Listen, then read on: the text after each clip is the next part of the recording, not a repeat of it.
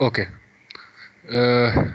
Last time हमने जो study किया है उसमें हमने ट्रांजिस्टर को बहुत डिटेल में स्टडी कर लिया है कि ट्रांजिस्टर एक्चुअली वर्क कैसे करता है, ठीक है। और एक स्पेसिफिक ट्रांजिस्टर जिसकी हमने बात की है फिलहाल तक, वो है bipolar junction transistor. Bipolar junction transistor क्यों है? क्योंकि उसमें दो पोल्स मौजूद हैं, दो तरह की जंक्शंस मौजूद हैं, जो जिसमें एक जंक्शन है बेस इमिटर जंक्शन और एक जंक्शन है आपके पास बेस कलेक्टर जंक्शन। और आपको ये पता है कि आपका ये ट्रांजिस्टर जो है वो किन एप्लीकेशंस के लिए, दो मेजर एप्लीकेशंस के लिए यूज हो सकता है, जिसमें एक स्विचिंग है और दूसरा आपके पास एम्पलीफिकेशन है। दूसरा है एम्पलीफिकेशन।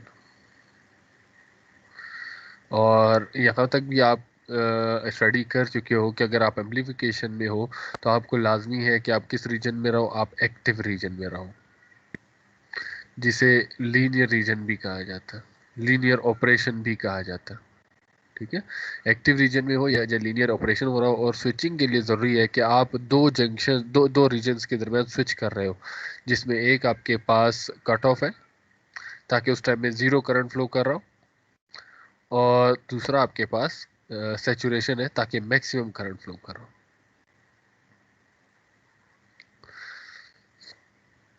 ठीक है। अब ट्रांजिस्टर काम कैसे करता है, उसकी दो जंक्शंस हैं, उसमें फिर आपको ज़रूरी है कि फिर आपको पता है कि एक्टिव रीजन में आपके बेस इमीटर को फॉरवर्ड होना चाहिए, बेस कलेक्टर को रिवर्स होना चाहिए, कट ऑफ में दोनों को रिवर्स होना चाहिए, सेचुरेशन में दोनों को फॉरवर्ड होना चाहिए, ठीक है। और यही वो ऑपरेशन है जिसके ज़रिए से आपको ट्रांजिस्टर एज अ वर्क करते हुए नज़र आता है, ठीक है। आगे आ रहे हैं, हम बात करते हैं बायस सर्किट्स की। हम स्टडी कर चुके हैं कि दो तरह के बायस सर्किट्स को, एक को हम कहते हैं डीसी बायस और एक को हम कहते हैं वोल्टेज डिवाइडर बायस, ठीक है। DC bias voltage divider bias में फर्क क्या है कि डीसी बायस में आप एक सोर्स यूज करते हो जिसे आप कहते हो वीबीबी, ठीक है। वीबीबी एक सोर्स है जिसको आप यूज करते हो किस चीज के लिए, ताकि बेस पर वोल्टेज प्रोवाइड किया जा सके।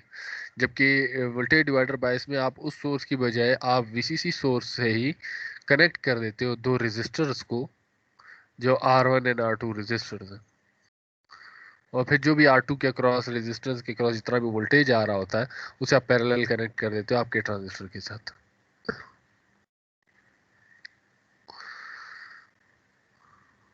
ठीक है। तो ये दो तरह की बाइसिंग। अब जब तक हम डीसी सोर्स की बात कर रहे हैं और डीसी के लिहाज से फार्मूलाज की बात कर रहे हैं, तो इस एनालिसिस को कहा जाता है डीसी एनालिसिस। ये सारी चीजें आपने स्टडी की है, डीसी एनालिसिस कहा जाता है, जिसमें आप डीसी सोर्स के लिहाज से, चाहे वो वीबीबी की फॉर्म में हो चाहे वो वोल्टेज डिवाइडर की फॉर्म में हो, आपने ऐसा सर्किट जिसमें कोई भी एसी सोर्स कनेक्ट नहीं किया है, आपने कोई भी लोड कनेक्ट नहीं किया है, तो ऐसे एनालिसिस को कहा जाता है डीसी एनालिसिस। अब डीसी एनालिसिस आपको कहाँ तक पहुंचाता है? डीसी एनालिसिस आपको एक्चुअली एक ग्राफ तक पहुंचाता है, जिसमें एक ये पॉइंट आपको पता चलता है, जो कौन सा पॉइंट है, कट ऑफ, जो आपको प्रोवाइड क्या करता है कि यहाँ पर करंट जीरो होगा, लेकिन आपके पास जो वोल्टेज होगी वो अप्रोक्सीमेटली इक्वल टू वीसीसी होगी, ठीक है। इसे इसलिए कट ऑफ कहा जाता है, ठीक है। और यहाँ पर ये जो वोल्टेज जिसका हम नाम ले रहे हैं ये वीसीई होगी, कलेक्टर टू इमीटर। और यहाँ पर जो करंट होगा उसे हम कहते हैं आईसी। अब यहाँ पर एक और पॉइंट आपको मिलेगा जिसे आप कहते हो सेचुरेशन पॉइंट।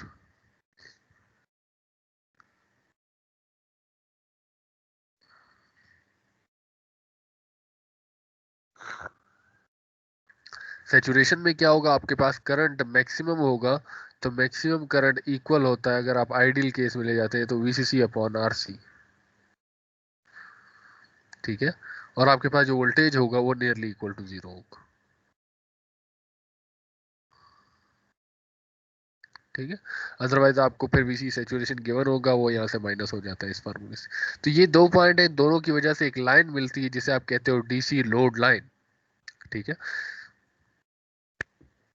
जब आपको ये दो पॉइंट्स मिल जाते हैं तो एक्चुअली आपको दो लिमिट मिलती है, एक वोल्टेज की लिमिट मिलती है कि वोल्टेज जीरो से कम नहीं हो सकती, और इस मैक्सिमम पॉइंट से ज़्यादा नहीं हो सकती।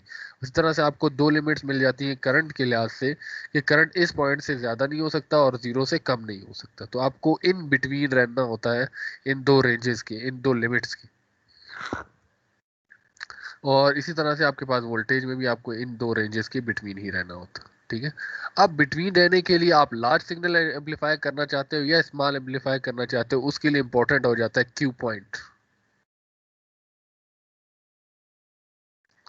आपका किसी भी तरह का बायस सर्किट हो तो वो आपको इस ग्राफ तक ही पहुंचाएगा, जो आपके बायस है, क्यू पॉइंट। ठीक है। तो क्यू पॉइंट एक्चुअली मिलेगा कैसे, उसमें आपको एक वैल्यू मिलेगी आईसी की। अब ये जरूर याद रखिएगा कि ये आईसी डिफरेंट है आईसी सेचुरेशन से। ठीक है। और आपको एक पॉइंट ये मिलेगा जिसको आप कहते हो वीसीई।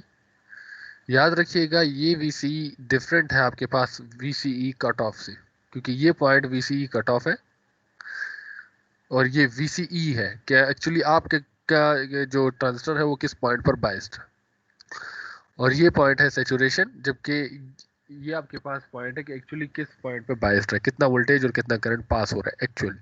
तो इसकी वजह से आपके पास एक रेफरेंस पॉइंट मिल जाता है आपको ये। तो ये क्यू पॉइंट जितना सेंटर में होगा उतना आपके लिए बेहतर होगा। तो अगर सेंटर में है तो आप मैक्सिमम सिग्नल एम्पलीफाई कर सकते हो। ठीक है। इसी तरह से यहाँ पर आप मैक्सिमम सिग्नल एम्पलीफाई कर सकते हो। अगर आप इस सिग्नल से स्मॉल सिग्नल को एम्पलीफाई करना चाहते हो तो या तो आप क्यू पॉइंट को यहाँ पर शिफ्ट कर देते हो या आप क्यू पॉइंट को यहाँ पर शिफ्ट कर देते हो, जिससे एक्चुअली होगा क्या कि आपके रेफरेंस जो पॉइंट्स हैं वो या तो सेचुरेशन के करीब हो जाएंगे या वो कट ऑफ के करीब हो जाएंगे। तो आपके पास जो रेंज है, ये जो रेंज है ये कम हो जाएगी या इसी तरह से ये वाली रेंज कम हो जाएगी। ठीक है। इसी तरह से आपके पास यहाँ पर हो जाएगा वोल्टेज। ठीक है। तो ये एक मैक्सिमम, ये मैंने एसी सिग्नल तो दरमियान में कनेक्ट कर दिया, लेकिन अगर आप एसी सिग्नल को दरमियान से हटा दें तो बाकी का जितना ग्राफ है वो आपके पास डीसी एनालिसिस से अचीव होता है। अब ये जो फाइनली ये जो एसी की वेव फॉर्म जितनी भी नजर आ रही है ये फिर किससे मिलेंगी हमें, एसी एनालिसिस। तो ये हमने तकरीबन स्टडी किया है, और सर्किट्स आपने दो तरह के स्टडी किए, एक डीसी सर्किट्स है और एक वोल्टेज डिवाइडर है। तो आपको सबसे पहले जो भी सर्किट है उस सर्किट को देखना होता है, क्योंकि अगर वो डीसी बायस है तो उसके फार्मूलाज डिफरेंट है। और डीसी बायस का आपको कैसे पता चलेगा कि उसमें वीबीबी यूज हो रहा होगा। ठीक।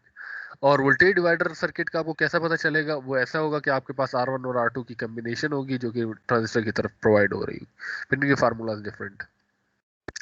तो ये सबसे पहले डीसी बायस क्या है, जिसमें आपको पता है कि लीनियर ऑपरेशन मींस ना ही वो कट ऑफ के करीब जा रहा है और ना ही वो सेचुरेशन के करीब जा रहा है। अगर वो सेचुरेशन के करीब जा रहा है तो उसकी ये फॉर्म क्लिप हो रही, अगर वो कट ऑफ के करीब जा रहा है तो ये क्लिप हो रही, अगर दोनों चीज़ों के करीब जा रहा होगा तो फिर दोनों तरफ से ही वो क्लिप हो रहा होगा, वो वेव फॉर्म यहाँ से भी क्लिप हो रही होगी और इसी तरह से यहाँ से भी क्लिप हो रही होगी। ठीक है।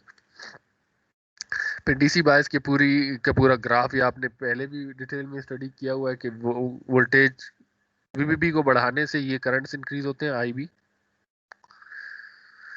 और वीसीसी को बढ़ाने से आप इस पॉइंट से इंक्रीज करते हो, या तो इस पॉइंट पे चले जाते हो या इस पॉइंट पे चले जाते हो या इस पॉइंट पे चले जाते हो या इस पॉइंट पे चले जाते हो या इस पॉइंट पे या इस पॉइंट पे, जितना भी आपने वीबीबी प्रोवाइड किया होगा उसके अगेंस्ट। और ये जो मैक्सिमम पॉइंट होगा इसे आप कहते हो सेचुरेशन करंट, कि इससे ज्यादा करंट फ्लो नहीं कर सकता, तो ये आपके पास करंट सेचुरेशन करंट कहलाएगा।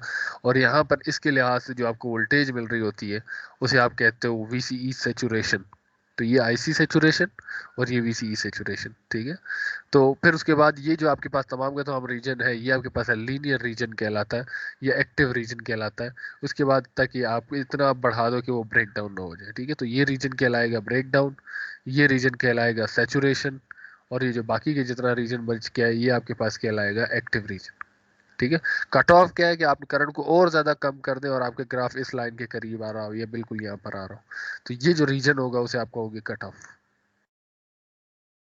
ये बड़ी डिटेल में स्टडी हो चुका है कि कैसे वीबीबी को बढ़ाने से आई भी इंक्रीज होता है, क्योंकि ये करंट इंक्रीज होता जाएगा। ठीक है। और उसके लिहाज से आपके पास आईसी करंट भी इंक्रीज हो रहा हो। ठीक।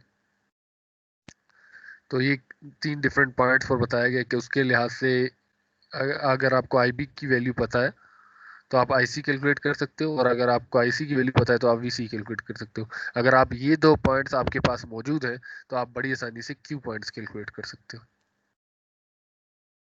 जो कि 3 डिफरेंट पॉइंट्स पर है।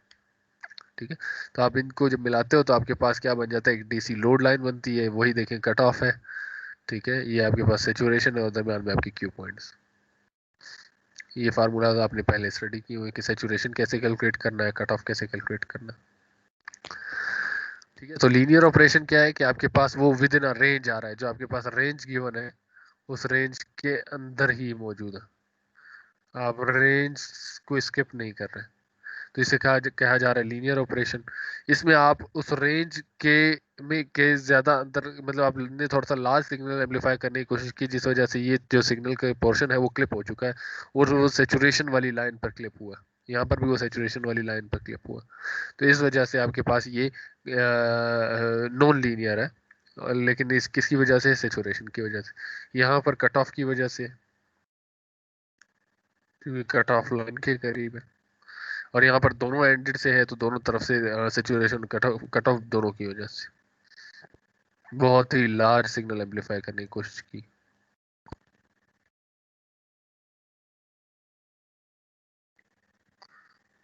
ये फार्मूला भी एग्जैक्टली कैलकुलेट किया गया था। ये फार्मूला क्यों एग्जैक्टली कैलकुलेट किया गया था, क्योंकि यहाँ पर इस क्यू पॉइंट को कैलकुलेट कैसे किया, पहले वीसी फाइंड किया और वीसी के लिए पहले आईसी की वैल्यू फाइंड की। ठीक है, तो आईसी क्योंकि डायरेक्टली फाइंड नहीं हो सकता तो आपने आईबी का ये फार्मूला यूज किया। अब यहाँ पर ही क्वेश्चन आता है कि आप आखिर यही एग्जैक्टली आईबी का फार्मूला क्यों यूज किया है, क्योंकि आपने जो सर्किट यूज किया हुआ है वो कौन सा सर्किट है, वो डीसी बायस है। ये सर्किट वोल्टेज डिवाइडर बायस नहीं है, ये डीसी बायस है। तो डीसी बायस होने की वजह से आपने आईबी का ये फार्मूला यूज किया। ठीक है, तो उससे आपको ये क्यू पॉइंट्स मिल गए और सेचुरेशन आपको, क्योंकि आइडियल केस लिया गया है, कट ऑफ 0 है और आपके आईसी सेचुरेशन आपके पास ये आ रहा है 60.6 मिली एम्पेयर। तो इन दी एंड आपसे पूछा गया क्या गया है कि आप कितना पीक करंट प्रोवाइड कर सकते हो, तो उसके लिए आपको ये रेफरेंस पॉइंट है और ये इसकी लिमिट है। तो क्योंकि ये 39.6 60.6 के ज्यादा करीब है, तो ये आपके पास स्मॉलर रेंज है जहां तक आप एम्पलीफाई कर सकते हो। इस तरफ तो आपके पास बहुत रीजन है, तो आपको ये देखना होगा कि इस तरफ ये जितना मैक्सिमम है इतना हम अब सिग्नल को एम्पलीफाई करें या आउटपुट में लेकर आए। उससे ज्यादा लेकर आएंगे तो क्या हो रहा होगा, क्लिप हो रहा होगा टुवर्ड्स सेचुरेशन, जो कि अभी हमें इस एग्जाम्पल में भी नजर आया। ये एग्जाम्पल, अगर हम ऐसा नहीं करेंगे तो वो सेचुरेशन की तरफ से क्लिप हो रहा होगा। तो उसको कैलकुलेट करने के लिए क्या होता है कि आपके पास मैक्सिमम में से माइनस किया है आपने मिनिमम को, जो कि 60 - 6 में से 39.6 किया है। तो आप मैक्सिमम जो सिग्नल एम्पलीफाई कर सकते हो 21 मिली एम्पेयर पीक। ठीक है, जो आईसी का मैक्सिमम सिग्नल हो सकता है IC peak 21 milli ampere peak हो सकता है। और उसके लिहाज से जब आपको आईबी कैलकुलेट करना होगा तो वो डायरेक्टली आईसी का फार्मूला है, जो कि IC is equal to beta IB. सिर्फ इसको रीअरेंज किया गया और आप आई बी पीक की वैल्यू कैलकुलेट कर सकते हो, जिसकी वजह से आपको आई बी की पीक वैल्यू भी फाइंड हो सकती है। इसके और भी एग्जांपल्स मैंने करवाए थे कि अगर क्यू पॉइंट यहाँ पर शिफ्ट हो जाता है तो तब क्या हो जाएगा, और उसकी वैल्यू मेरे ख्याल से मैंने 29.6 बताई थी। तो फिर आपको देखना होगा क्योंकि ये एरिया ज़्यादा क्लोज है, ये ज़्यादा स्मॉलर है, ये एरिया ग्रेटर है, तो आपके पास जो मैक्सिमम सिग्नल होगा वो कितना होगा, 29.6 आईसी के लिहाज से मिली एम्पेयर पीक। ठीक है, फिर इसी को आप इस फार्मूले में यहाँ पे पुट करोगे तो आपको आई बी की पीक की वैल्यू भी पता चलेगी कि मैक्सिमम कितना बेस करंट तक हम प्रोवाइड कर सकते हैं। इसके अलावा आपको ये भी बताया गया था कि आप वोल्टेज की रेंज भी पता चलती है। अब ये 6.93 और ये वाला रीजन स्मॉलर है और वो रीजन आपके पास ग्रेटर है, तो आप मैक्सिमम 6.93 वोल्ट्स तक एम्पलीफाई कर सकते हो, इससे ज्यादा नहीं कर सकते। अगर इससे ज्यादा करने की कोशिश करोगे तो आप सेचुरेशन में जा रहे होगे। ठीक है, और अगर क्यू पॉइंट को यहाँ पर शिफ्ट कर देते हो, लेट्स सपोज उसकी वैल्यू होती है 12.93, तो अब ये वाला रीजन स्मॉलर है, तो इसको कैलकुलेट करने के लिए 20 - 12 0.93, तो आपको ये मिल जाएगा 7.07। 7.07 वी पीक का सिग्नल आप एम्पलीफाई कर सकते हो, इससे ज्यादा का नहीं कर सकते। ठीक है, तो ये तमाम की तमाम बातें प्रीवियस लेक्चर्स की। ठीक है, फिर डीसी बायस की बजाय अब सिर्फ और सिर्फ इस डीसी सोर्स की जगह पर आपने क्या किया, क्योंकि आप नहीं चाहते कि आप एक ही सर्किट में दो किस्म की सोर्सेज यूज कर रहे हो, या अगर आपके इस तरह के 4 ट्रांजिस्टर लगे होंगे तो आपको 8 सोर्सेज यूज करनी होंगी। तो आप चाहते यही हो कि आप एक सोर्स को यूटिलाइज करते हुए वो काम ले रहे हो, तो आप क्या करते हो, इस वीसीसी की जगह पर वीसीसी से कनेक्शन ले लेते हो और आप 2 रजिस्टर यूज कर देते हो। तो उससे होगा क्या, उससे ये होगा कि क्योंकि ये ट्रांजिस्टर और ये R2 रजिस्टर पैरेलल में है, तो जितना इसके अक्रॉस वोल्टेज होगा वही आपकी बेस पर जा रहा होगा। ठीक है, तो बेस के लिए फार्मूला था, अगर आप R2 के क्रॉस कैलकुलेट करना चाहते हो तो R2 dividing by R1 plus R2 sir हम लोग क्यों मल्टीप्लाई बाय। R1 को कंसीडर नहीं करते सर? जी सर ये जो हमारे पास R1 आएगा सर, वो क्यों कंसीडर नहीं करते सर? एक्सीलेंट। आप अगर R1 के अक्रॉस वोल्टेज लोगे तो वो किसी के साथ पैरेलल में नहीं है। सर क्या बी और सर बेस और R1 पैरेलल नहीं है सर, एक ही नोड के साथ कनेक्ट हो रहे हैं? नहीं नहीं नहीं नहीं, नहीं, नहीं। वो उसके वोल्टेज के बाद है। अगर आप केवीएल थोड़ा सा स्टडी किया हुआ है अगर आपने, यस तो सर। उसमें होता यही है कि ये जो पॉइंट है ना, ये पॉइंट, ये क्या कौन सा वोल्टेज होगा, लेट्स सपोज से मैं वी ए कहता हूँ, तो वी ए एक्चुअली क्या होगा, क्योंकि यहाँ पर कितना वोल्टेज आ रहा है, वीसीसी वीसीसी आ रही है, बिल्कुल सर। माइनस इस रेजिस्टर के अक्रॉस जितना वोल्टेज का ड्रॉप हो रहा है VR1। ठीक है, तो ये वीसीसी में से ये वोल्टेज निकल जाता है, तब आपको ये पॉइंट मिलता है जो कि वीए है, जो कि ये वोल्टेज आ रहा होगा। और ये वोल्टेज क्या होगा, ये एक्चुअली इस रेजिस्टर के अक्रॉस वोल्टेज ड्रॉप है, क्योंकि जो यहाँ पे ये जो पॉइंट बचा है इसके बाद ग्राउंड है, तो ये तमाम का तमाम वोल्टेज जो है वो इस R2 रेजिस्टर के अक्रॉस ड्रॉप हो रहा होगा। और फिर ये वो पॉइंट का मतलब है कि ये पॉइंट पैरेलल का मतलब क्या है कि आपके पास जो दो कंपोनेंट्स हैं उनके दोनों टर्मिनल्स आपस में कनेक्टेड हो। ठीक है, अब जब हम यस बेस की तरफ जा रहे हैं, तो आपके पास ये एक ट्रांजिस्टर की बेस और उसका काम दे रहा है जिसमें ये दोनों टर्मिनल्स ग्राउंड के साथ कनेक्टेड है, और ये दोनों टर्मिनल यहाँ पर एक नोड से कनेक्टेड। ठीक है, तो केवीएल यही आपको सजेस्ट करता है कि आपके पास जो ये R1 है इसके अक्रॉस जो भी वोल्टेज ड्रॉप आ रहा है वो सिर्फ इस रेजिस्टर के अक्रॉस आ रहा है, क्योंकि हमने यहाँ से कनेक्शन नहीं लिया हुआ कि सिर्फ इस R1 के अक्रॉस जो वोल्टेज लिया है वो किसी एक रेजिस्टर, अगर यहाँ पर कोई एक रेजिस्टर हो तो उसका मतलब है कि R1 के अक्रॉस जितना आ रहा है वो उसके अक्रॉस आ रहा है। ठीक है, जबकि यहाँ पर ऐसा केस नहीं है, यहाँ पर एक पॉइंट उसके साथ कनेक्टेड और दूसरा पॉइंट दूसरे पॉइंट के साथ कनेक्टेड है। क्लियर? तो बिल्कुल सर। अब आपके पास है क्या, आपके पास, मैंने इसीलिए पहले भी इस सर्किट को थोड़ा सा ब्रेक करके बनाया हमेशा, कि ये वीसीसी पॉइंट है,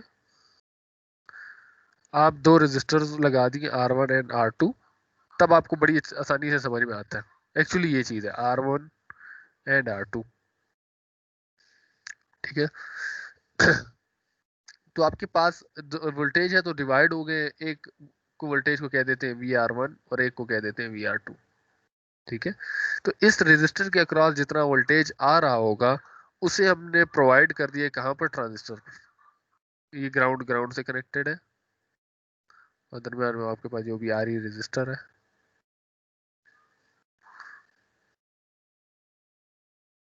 ठीक है, तो ये इसका मतलब ये है कि ये जो चीज है ये असल में R2 का पैरेलल बता रहा है आपके पास ट्रांजिस्टर के साथ, कि कितना आपके पास यहाँ पे पैरेलल आ रहा है जो कि बेस उसकी बेस पर प्रोवाइड किया जा रहा है। ठीक है, तो इसीलिए पहले हम ये देखते हैं, तो हम जब R2 रेजिस्टर के अक्रॉस जितना भी वोल्टेज आ रहा है उसके साथ पैरेलल में कनेक्ट करते हैं ट्रांजिस्टर को, तो इस वजह से हम R2 रेजिस्टर के लिहाज से ही VB कैलकुलेट करते हैं। और VB कौन से पॉइंट है, वो ये पॉइंट है VB। ठीक है, इसी तरह से ये पॉइंट को आपने, ये आपको पता है, इसको आपने VC का पॉइंट दिया जो आप हमेशा कैलकुलेट करते हो VCC माइनस ICRC। और तीसरा ये पॉइंट है जो कि VE है जिसे आप कैलकुलेट करते हो IEREs। अगर रजिस्टर नहीं है तो V इक्वल हो जाता है 0 के।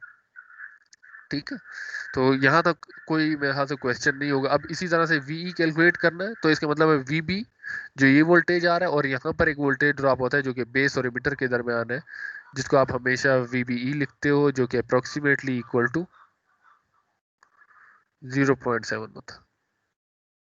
ठीक है, तो इसलिए जब वीबी में से 0.7 निकाल दोगे तो बाकी जितना वोल्टेज बचेगा वो कितना होगा, वीई। ये सिर्फ उस कंडीशन में है, ये सिर्फ उस कंडीशन में है अगर यहाँ पर रेजिस्टर मौजूद हो। अगर रेजिस्टर मौजूद नहीं होगा तो वीई किसके इक्विवेलेंट होगा, जीरो के। जीरो के। सर। ठीक है, तो ये जरूर हाँ, ये छोटी सी बारीकियां जरूर जहन में रखिएगा। अभी रेजिस्टर है तो वोल्टेज की कोई वैल्यू है जिसको हम कैलकुलेट कर रहे हैं इस फार्मूला के जरिए से। अगर रेजिस्टर नहीं होगा तो वीई डायरेक्टली कनेक्ट हो रहा होगा ग्राउंड से, तो यहाँ पर ग्राउंड से 0 वोल्टेज आ रहा होगा। ठीक है, तो इसलिए ये जरूर याद रखिएगा कि अगर रजिस्टर नहीं होगा तो।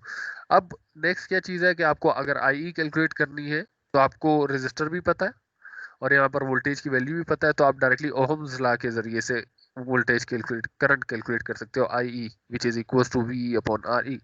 ठीक है, और हम हमेशा यही चाहते हैं कि आई सी नियरली इक्वल हो आई, कि ये फार्मूला बहुत दफ़ा रिपीट कर लिया, वीसी के लिए ये फार्मूला बहुत दफ़ा रिपीट कर लिया। ठीक है, अब आपको ये भी पता बताया गया था कि अगर रजिस्टर आ जाएगा तो फिर आपका वीसी का फार्मूला क्या हो जाएगा, ये हो जाएगा। अगर रजिस्टर नहीं होता तो आपका फार्मूला ये होता, अगर रेजिस्टेंस होती है तो ये होता है। वो एक्चुअली क्या होता है, असल में वी की वैल्यू 0 होती है, तो इसलिए वीसी इक्वल हो जाता है वीसी वोल्टेज के, और वीसी की वैल्यू हमेशा होगी वीसीसी माइनस आई सी आर सी। अगर वो 0 नहीं है तो उसकी वैल्यू होगी आई सी आर ई, जो कि फिर आपको इस फार्मूले में ऐड करनी पड़ती है। ठीक है, कोई कंफ्यूजन तो नहीं? सर यहाँ पे आई जी भी फाइंड करेंगे सर। सर तो सिंपल जी फॉर्म आई ऐसी वाले फॉर्मूले से फाइंड करेंगे। जी जी जी, I B is equal to I C, I. I C is equal to beta I B. जी अच्छा सर इसके लिए सर एक अलग फार्मूला नहीं बन सकता जिस तरह हम लोगों ने सर वोल्टेज डिवाइडर बेस में बनाया था, VBB minus VB divided by RB. I B के लिए यस सर। देखो, हमें जब यहाँ पर आईसी बड़ी आसानी से मिल गया है ना, तो आपको ज्यादा फार्मूले को करने की जरूरत नहीं है, आपको सर ये बड़ी अगर आसानी से मिल गया है। अगर आईसी हमारे पास ना हो ना। अगर आपके पास ना हो तो फिर आप सबसे पहले टोटल करंट कैलकुलेट करोगे, जो कि देखो आई टू प्लस आई बी आ रहा है। ठीक है, यहाँ पर टोटल करंट जिसे हम आई टी कह सकते हैं। ठीक है, टोटल करंट कैसे कैलकुलेट होता है, टोटल वोल्टेज और टोटल रेजिस्टेंस से। टोटल वोल्टेज क्या है, वीसीसी। सुसीड। ठीक ठीक है, और टोटल रेजिस्टेंस क्या है, जो आपके पास R one and R two आ रहे हैं। उसके बाद नेक्स्ट क्या चीज होती है, आपके पास आर टू का करंट फाइंड कर लिया जाए। ठीक है, आर टू का करंट फाइंड कैसे किया जाता है, करंट डिवाइडर से। Yes sir. करंट डिवाइडर का फार्मूला क्या होता है फिर, R one R dividing by R one. R one plus R two और मल्टीप्लाई बाय आई टी, जो भी आपके पास टोटल करंट आ रहा है। तो ये आपको असल में करंट देगा आई टू। ठीक है, तो करंट डिवाइडर वोल्टेज डिवाइडर में ये फर्क है। अगर आप वी टू फाइंड करते हैं तो आपको रेजिस्टेंस भी सेकंड वाली लेनी पड़ती है, लेकिन करंट में अगर आप आई टू कैलकुलेट करते हैं तो रेजिस्टेंस फर्स्ट वाली लेनी पड़ती है। तो इससे आपको ये करंट मिल जाएगा। तो जब आप आई टी में से माइनस कर देंगे आई टू को, तो आपका करंट जो बचेगा वो होगा आई बी। ठीक है, अगर फाइंड करना चाहते हैं तो फिर ये लीनियर सर्किट एनालिसिस के फार्मूलाज यूज करने पड़ते हैं। क्लियर? आपने एक क्वेश्चन सर एक लास्ट चीज टाइम पूछा पूछ था। रहे थे। जी वीबी। जी जी जी पूछे, जी पूछे। सर वीबी हम वोल्टेज बायस में कैसे फाइंड करेंगे? डीसी बायस में। जी जी, वही मैं इसीलिए यस आपके सर। क्वेश्चन की तरफ ही आ रहा था। आपने लास्ट टाइम क्वेश्चन पूछा था और फिर हमारी कॉल ड्रॉप हो गई थी।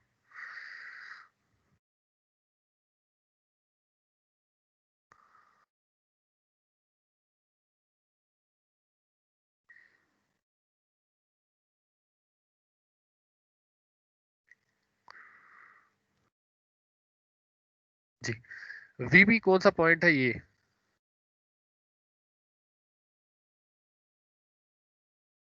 ऐसे ही आपके यस सर। पास केवीएल क्या है कि ये टोटल वोल्टेज है, केवीएल जरूरी नहीं होता कि वो पूरे के पूरे लूप के ऊपर आप लगा रहे हो, ठीक है, आप एक पोर्शन तक भी उसे लगा सकते हो कि यार यहाँ तक कितना सिलसिला बनेगा, ठीक है। अब यहाँ पर मेरे पास क्या है कि टोटल जो वोल्टेज है वो है वीबीबी, उसमें से अगर माइनस कर दिया जाए V R B, sorry R B, तो आपके पास क्या बचेगा, वीबी, बेस पर वोल्टेज। क्योंकि बेस पर वोल्टेज कब जा रहा है, रेजिस्टर के बाद जा रहा है, तो इस रेजिस्टर के क्रॉस ड्रॉप जरूर होगा। अब वीबीबी तो आपको पता है, वीआरबी कैसे कैलकुलेट होगा, वीआरबी के लिए ओहम्स लॉ लगाया जाएगा, आई आर, करंट कौन सा होगा यहां से, आई बी, ठीक है, और रेजिस्टेंस कौन सी होगी, आरबी। अब आरबी की वैल्यू आपको यहां से पता है, आईबी का आपको फार्मूला पता है, ये फार्मूला है आईबी का, ठीक है। तो करंट भी मिल गया आपको और रेजिस्टेंस भी मिली, तो उससे आपको ये वीआरबी रेजिस्टेंस मिल गई। तो ये जब आप वीबीबी में से माइनस करेंगे तो आपको एग्जैक्टली इस पॉइंट की वोल्टेज मिल जाएगी।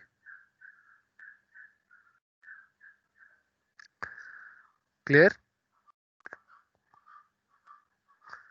जी बिल्कुल सर। एक और तरीका भी बताता हूँ।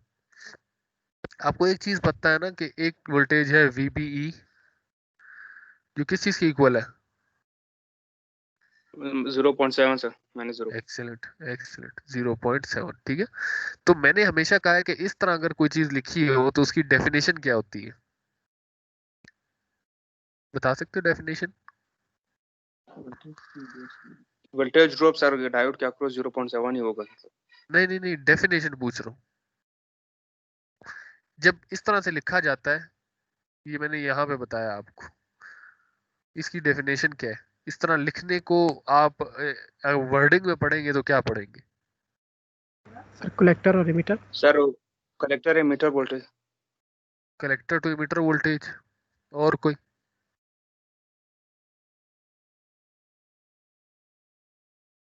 इसको पढ़ने का तरीका बताया मैंने। सिर्फ वी को पढ़ा जाएगा तो ये क्या चीज है, वी एक्चुअली क्या चीज है? जी, सर वोल्टेज है। वोल्टेज को और वर्डिंग में क्या कहा जाता है? Sir potential. Potential. Potential difference between collector and emitter. Collector and emitter. पढ़ने का तरीका यही है, potential difference between collector and emitter. तो वो कैसे होगा, वी सी माइनस वी, क्योंकि आपने कोई 10,000 दफा लिख भी चुके हो ऐसे ही। तो वीबी को क्या पढ़ेंगे? Sir potential sir across base. Potential difference between emitter base and emitter. Potential difference between base and emitter. तो वीबी माइनस वीई, अगर लिखा जाए वी बी सी, इसको कैसे पढ़ेंगे? Potential difference between base and collector. Base and collector, ठीक है। तो ये थोड़ा सा अपने जहन में जरूर रखिएगा कि ये इस तरह से क्यों, इससे आपको बहुत सारी चीजें आसान हो जाती हैं। वो क्यों आसान हो जाती है? अब आपको ये पता है कि वीबी की वैल्यू कितनी है, 0.7। मैं यहाँ पे लिखता हूँ 0.7, इक्वल कर देता हूँ। वीबी हमने फाइंड करना है, वीई की वैल्यू कितनी है, 0। तो इसका मतलब है कि आपके पास वीबी की वैल्यू आप डायरेक्टली इस फार्मूले से भी कैलकुलेट कर सकते हो, जो कि 0.7 है। Yes sir. ठीक है अनीस? तो ये दो तरीके हैं। एलसीए में आपको बहुत सारी चीजें इसीलिए समझाई जाती हैं, अगर आप चाहते हो कि आप सर्किट डिजाइन में बहुत अच्छे हो जाओ ना, सर्किट डिजाइन में, तो उसके लिए ये सब्जेक्ट बहुत अच्छी तरह से आना चाहिए, लीनियर सर्किट एनालिसिस। उसमें क्या चीज, करंट डिवाइडर कैसे यूज होता है, वोल्टेज डिवाइडर, ओहम्स लॉ,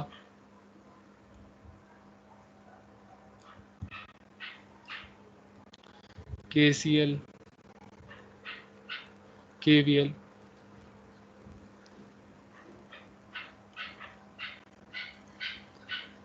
ठीक है। और उसके अलावा रेजिस्टर्स के सीरीज और पैरेलल, सीरीज और पैरेलल, बहुत कम भी अगर सीखना चाहो ना तो एटलीस्ट ये चीजें अच्छी तरह से आनी चाहिए कि किसी भी सर्किट में मैं करंट डिवाइडर कैसे अप्लाई कर सकता हूँ, वोल्टेज डिवाइडर कैसे अप्लाई कर सकता हूँ, ओम्स लॉ कैसे अप्लाई कर सकता हूँ, केसीएल कैसे अप्लाई कर सकता हूँ, केवीएल कैसे कर सकता हूँ, और मुझे पता कैसे चलेगा सीरीज सर्किट है या पैरेलल सर्किट है। ठीक है, आपको लूप्स का जरूर पता हो जो कि मैश से पढ़ा समझ में आती है। आप देख रहे हो मैं कोई नई चीज कोई जिक्र नहीं किया, जब भी आप जो भी क्वेश्चन करते हो इन्हीं में से किसी चीज से आंसर किया जाता है, या तो ओम्स लॉ से किया जाता है, या केसीएल से किया जाता है, या केवीएल से किया जाता है, या वोल्टेज डिवाइडर से किया जाता है, या करंट डिवाइडर से किया जाता है। ऐसे ही तो आप अपने इस सर्किट वाले पोर्शन को अगर स्ट्रॉन्ग बनाना चाहते हैं तो इनको जरूर जरूर अप्लाई करें। ठीक है, इनको जरूर अप्लाई करें। तो होपफुली आगे और आपको कोई क्वेश्चन नहीं होगा तो हम इसके लिहाज से आपके जो एग्जांपल है उसको देख लेते। इसमें आपको डिटरमाइन करना है वीसी एंड आईसी। कौन सा सर्किट है? Voltage divider bias. ठीक है, बीटा डीसी गिवन है। तो आपको वोल्टेज डिवाइडर बायस अगर यहाँ पे ना भी लिखा हो तो क्या आपको पता चलता है कि ये वोल्टेज डिवाइडर बायस सर्किट है? Yes sir. ठीक है, तो VBB नहीं दिया हुआ आपको सर। हाँ वीबीबी नहीं गिवन है और R1 R2 कनेक्टेड है, तो जरूरी नहीं है कि ये हमेशा गिवन हो। ये अगर नहीं भी गिवन है तो आपको पता चल जाना चाहिए कि आपको वीसी और आईसी। और दूसरी चीज, जब आपसे ये पूछा जा रहा है ना कि वीसी एंड आईसी कैलकुलेट करें, तो इसका मतलब आपसे क्या पूछा जा रहा है? Sir potential difference between collector and limiter. नहीं, अगर आपसे ये दो पॉइंट्स पूछे जा रहे हैं VC and yes IC, sir, Q point. इसका मतलब है आपसे क्यू पॉइंट पूछे। क्यू पॉइंट असल में बताता है कि आप किस पॉइंट पर बायस्ड हो। मींस बायस का मतलब क्या, कि आप कितना मैक्सिमम सिग्नल एम्पलीफाई कर सकते हो। क्यू पॉइंट कहाँ पर बायस्ड, क्योंकि अगर ये सेंटर में है तो आप मैक्सिमम सिग्नल एम्पलीफाई कर सकते हो, अगर टूवर्ड्स सैचुरेशन या कट ऑफ में है तो आप स्मॉल सिग्नल एम्पलीफाई कर सकते हो। ऐसे ही है ना। Q yes point sir. Excel में यही दो पॉइंट्स आपको कैलकुलेट करने के लिए किया जाता है, जिसमें एक वीसीई है और एक आईसी। ये पॉइंट तो बड़ी आसानी से कैलकुलेट हो सकते हैं ना। ये पॉइंट होगा 10 वोल्ट्स, क्योंकि VC cut off nearly equal होता है वीसीसी की। और ये पॉइंट बड़ी आसानी से कैलकुलेट हो सकता है वीसीसी डिवाइडिंग बाय आरसी, तो 10 डिवाइडिंग बाय 1 किलो तो ये होगा 10 मिली एम्पेयर। तभी लोड लाइन बनेगी ना। तो ये सैचुरेशन पॉइंट आपने फाइंड किया जो कि आपने वीसीसी डिवाइडिंग बाय आरसी वाले फार्मूला से किया, आईसी सैचुरेशन। ठीक है, और ये आपने कैलकुलेट किया है VCE is approximately equal to VCC। आप कट ऑफ और सैचुरेशन के ये दो पॉइंट्स का पता है ना। ठीक है, अब नेक्स्ट चीज आपने VCE और IC कैलकुलेट करना है। सबसे पहले अगर हम VCE के बारे में लिख लें तो VCE का कोई फार्मूला बता सकता है क्या है? आसान से सर लिखते हैं VC पहले। Minus VP। Yes sir, excellent, VC minus excellent. तो इसका मतलब है VC का फार्मूला क्या है? VC VC का I formula, R plus R। VC sir. जी VC ये पॉइंट है। यस सर, बिल्कुल। जी, sir VCC minus. ICRC sir. VCC minus ICRC। ठीक है, क्यों? क्योंकि टोटल वोल्टेज में से आप ये वाला वोल्टेज निकाल दोगे तो आपको जो बाकी बचेगा वो VC होगा। VE sir IERE। IER। ठीक है, IER। और VE फाइंड करने का एक और भी आपके पास ऑप्शन मौजूद था अगर आपको याद हो। Yes sir, yes VB sir, VB minus 0.7। VB VE VE is equal to VB minus VBE। VB minus VBE।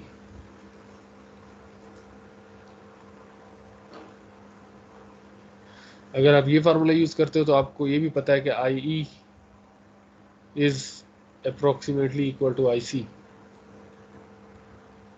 ऐसे ही yes sir, when IB is 0। ठीक है। और अगर इस फार्मूले में यूज करते हो तो ये वीबी के फार्मूला आपको पता है, क्योंकि वीबी तो 0.7 होगा, आपको वीबी फाइंड करना। VB is equal to R2 R1 plus R2 multiply by VCC। ठीक है, मैं हमेशा यही चेंज बनाता हूँ। ठीक है, तो इससे बड़ी आसानी से आप सबसे पहले अगर वीबी के आपको वैल्यूज तो गिवन है, वैल्यूज की कैलकुलेशंस कोई ज़्यादा डिफरेंट या डिफिकल्ट टास्क नहीं है। VCC की वैल्यू 10 है, R2 की वैल्यू 5.6 किलो ओम है, R1 की वैल्यू 10 किलो ओम है, R2 की वैल्यू 5.6 किलो ओम। ठीक है, तो इसकी वैल्यूज को आप कैलकुलेट करते हो और कैलकुलेटर से आपको आंसर आता है वीबी। वो वीबी की वैल्यू यहाँ पर पुट करते हो तो आपको क्या आंसर मिल जाएगा, क्योंकि वीबी की वैल्यू 0.7 है तो आपको आंसर आ जाएगा VE। ठीक है, तो अगर आपको VE मिल जाता है तो आप इस फार्मूले को थोड़ा सा रीअरेंज करते हो, तो आप फार्मूले को करते हो IE which is approximately equal to IC, approximate equal आ जाएगा VE अपॉन RE। ऐसे ही है ना? Yes sir. ठीक है, मैंने सिर्फ इस फार्मूले को रीअरेंज किया और इसको उसके अंदर मिक्स कर दिया। ठीक है, तो VE आपको यहाँ से इस जगह से फाइंड हो जाएगा, तो वो आपने यहाँ पे पुट कर दिया। RE यहाँ पे गिवन है जो कि 560 ओहम्स है, तो इससे आपको IE की वैल्यू भी पता चल जाएगी। IE मीन्स IC की वैल्यू भी पता चल जाएगी, वो आपको यहाँ से फाइंड करना था। ठीक, तो इस IC की वैल्यू यहाँ पर पुट करते हो तो आपको RC की वैल्यू गिवन है जो कि 1 किलो ओहम है, RC की वैल्यू गिवन है जो कि 10 उसकी वैल्यू है, तो आपको VC की वैल्यू पता चल जाती है। ठीक है, और फिर फाइनली आप VC और VE को माइनस करते हो तो आपको VC भी पता चल जाता है। मैं हमेशा यही ऑर्डर इसलिए बताता हूँ कि ताकि आपको फार्मूलाज याद करने की जरूरत ना हो, आपको पता चले कि इसमें मुझे ज़रूरत किस चीज़ की है, VC की ज़रूरत है, इसमें मुझे ज़रूरत किसकी है, VE की ज़रूरत है। ठीक है, तो आप जो ये अप्रोच लेकर चलते हो और फिर सॉल्यूशंस जैसे इसका आंसर आता है वो इस फार्मूले में पुट करते हो, फिर इस फार्मूले में, फिर इस फार्मूले में, और फिर चलते चलते आप यहाँ तक पहुँच जाते हो। ठीक है, तो इससे क्या होगा, आपको एक क्यू पॉइंट मिल जाएगा।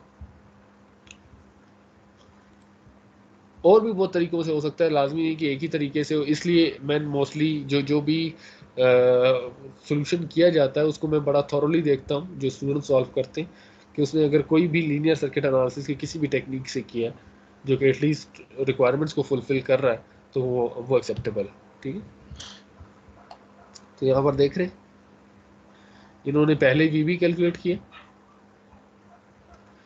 फिर VE कैलकुलेट किया, फिर IE कैलकुलेट किया, फिर उससे IC कैलकुलेट किया, फिर उससे VC कैलकुलेट किया।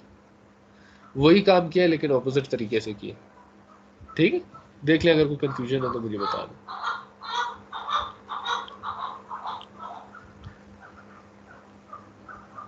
जी, कंफ्यूजन है? ठीक है, तो इन्होंने कंबाइंड फार्मूला लिखा है इसका, हमने सिर्फ इसकी जगह पे क्या लिखा था, VC equals VC minus VE। ठीक है, और फिर VC का आपको अलग से फार्मूला लिखवाया था।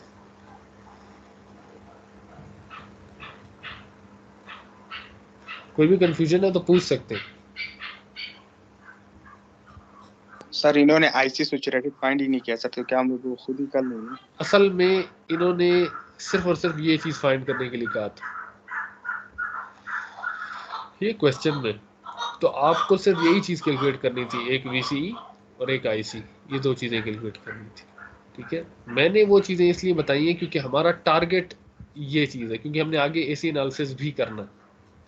तो DC एनालिसिस में आपको कट ऑफ भी फाइंड करना होता है और सैचुरेशन भी फाइंड करना होता है, फिर उसके बाद आप क्यू पॉइंट फाइंड करते हो, फिर आपको पता चलता है कि रेफरेंस ये होगा, मैक्सिमम लिमिट और मिनिमम लिमिट ये होगी जिनको हमने एक्सीड नहीं करना, और ये उसके रेफरेंस पॉइंट। तो DC एनालिसिस का काम ये है, एक्चुअल काम ये है, तो उन्होंने सिर्फ आपसे ये चीज़ कैलकुलेट करने के लिए की है। यहाँ पर ऐसा भी किया जा सकता है कि आपसे सिर्फ ये किया जाए कि determine the DC analysis of voltage divider bias transistor circuits, या DC bias of given circuit. ठीक है, तो उसमें लाजमी है कि फिर आप ये सैचुरेशन फाइंड करोगे जो कि मैंने अभी बताया था, फिर कट ऑफ फाइंड करोगे जो कि मैंने बताया था, फिर आप क्यू पॉइंट फाइंड करोगे, ठीक है। तो उसके लिए आपको ये फाइंड करना होगा कैसे, VC approximately equal to VCC। इसका मतलब है ये लिमिट कितनी होगी 10 और ये होगी 0, ठीक है। अच्छा, फिर आपको आईसी सैचुरेशन कैलकुलेट करना होगा, वो होगा VCC डिवाइडिंग बाय RC, जो कि होगा 10 मिली एम्पियर, और ये 0.0, ठीक है। अब आप जब क्यू पॉइंट फाइंड करते हो तो आपको ये पॉइंट फाइंड करना होगा VCE, जो कि किस फार्मूले से होगा, इस फार्मूले से, और वो इन्होंने फाइंड किया, वो है 1.95 वोल्ट्स।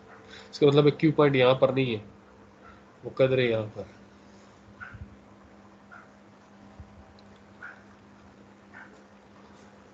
ठीक है। तो वो वैल्यू आएगी 1.95,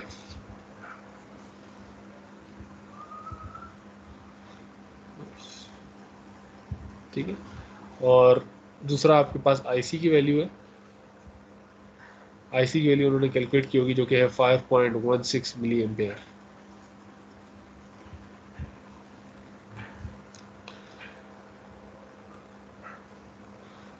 मैं अब यही क्वेश्चन पूछता हूँ, जो कि पीछे हमने एक्सरसाइज भी की है, आईसी मैक्सिमम आईसी पीक की क्या वैल्यू अचीव की जा सकेगी।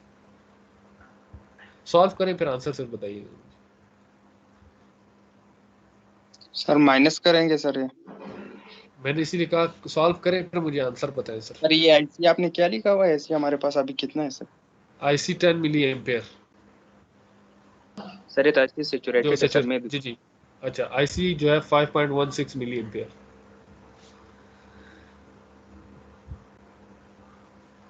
0.01 पेयर। जीरो नहीं, मिलीज में बता दें तो ज्यादा आसानी होगी। Sir 100 milli ampere. 100 milli ampere, तो 100 की तो रेंज हमारे पास, total range 10 milli ampere peak to peak की है, और आप सिर्फ आईसी पीक की वैल्यू इतनी ज्यादा बता रहे हैं। सर 10 मिली एम्पेयर ही तो है। नहीं समझे हो मेरे ख्याल पुरानी बात। रेफरेंस ये है जो कहाँ पर लाई कर रहा है 5.16 सर मिली एम्पेयर। 4.18 मिली सर 4 पॉइंट 4 पॉइंट यानी 4.84 जी 8 मिली एम्पियर। 84 मिली एम्पेयर। समझ में आया Mubeen? Yes sir, yes sir. ठीक है, तो आपको क्योंकि 5.6 10 मिली एम्पेयर के करीब था, तो आपने 10 में से माइनस किया 5.16 को, आपके पास आंसर आया 4.84 मिली एम्पेयर पी। अब आपसे पूछा जाता है वीसी पीक, जी बताएं VC peak.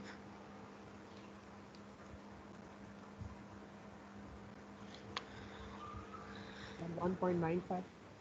1.95 sir. Excellent excellent, 1.95 volts peak, ठीक है। तो अब देखें एक ही क्वेश्चन है, तो उसमें बड़ी आसानी से उसमें चेंजेस की जा सकती हैं। इसी सर्किट में आपसे पूछा जा सकता है कि डीसी एनालिसिस करें और ये भी बताएं कि आईसी पीक की क्या वैल्यू होगी वीसी पीक की। तो ये सिर्फ 3 वर्ड्स से यूज करके इसी सर्किट से ये पूरा का पूरा चीजें की जा सकती हैं, ठीक है। तो एग्जैक्ट चीजें नहीं होती, ठीक है, कि आपसे एग्जैक्टली यही चीजें पूछी जाएं अगर आपसे न्यूमेरिकल टाइप क्वेश्चन होते हैं। एक और चीज भी जरूर और कीजिएगा, इन्होंने एक वैल्यू दी है बीटा डीसी, हमने उसे पूरे एग्जाम्पल में यूज ही नहीं किया। तो बाज़ औक़ात इस तरह की बहुत सारी चीज़ें गिवन होती हैं, तो लाजमी नहीं कि हर एक चीज़ जो गिवन है उसे लाजमी है कि यूज़ किया जाए, ठीक है। तो इस चीज़ को ज़रूर याद जहन में रखिएगा कि अगर एक चीज़ आपको नज़र आ रहा है कि आपने फार्मूलाज यूज़ किए हैं और आपने जो डेरिवेशंस किए हैं, जो मैंने पहले लिखवाया था, पहले आपने वी लिखा, फिर आपने वी की वैल्यू लिखी, फिर आपने वी की वैल्यू लिखी, फिर आपने आई की वैल्यू लिखी, और फिर आपने वी की वैल्यू लिखी, तो इनमें हमें कहीं पे बीटा की ज़रूरत नहीं है, तो लाजमी नहीं है कि ऐसे खामखा यूज़ करना है, लाजमी यूज़ करना है। तो ये इस तरह के काफ़ी बार ऐसा भी होता है कि आपको आईबी की वैल्यू गिवन हो, आपको वीसी सैचुरेशन की वैल्यूज गिवन हो, और बहुत सारी चीज़ें गिवन हो, ठीक है। तो इस चीज़ का ज़रूर ख्याल रखिएगा।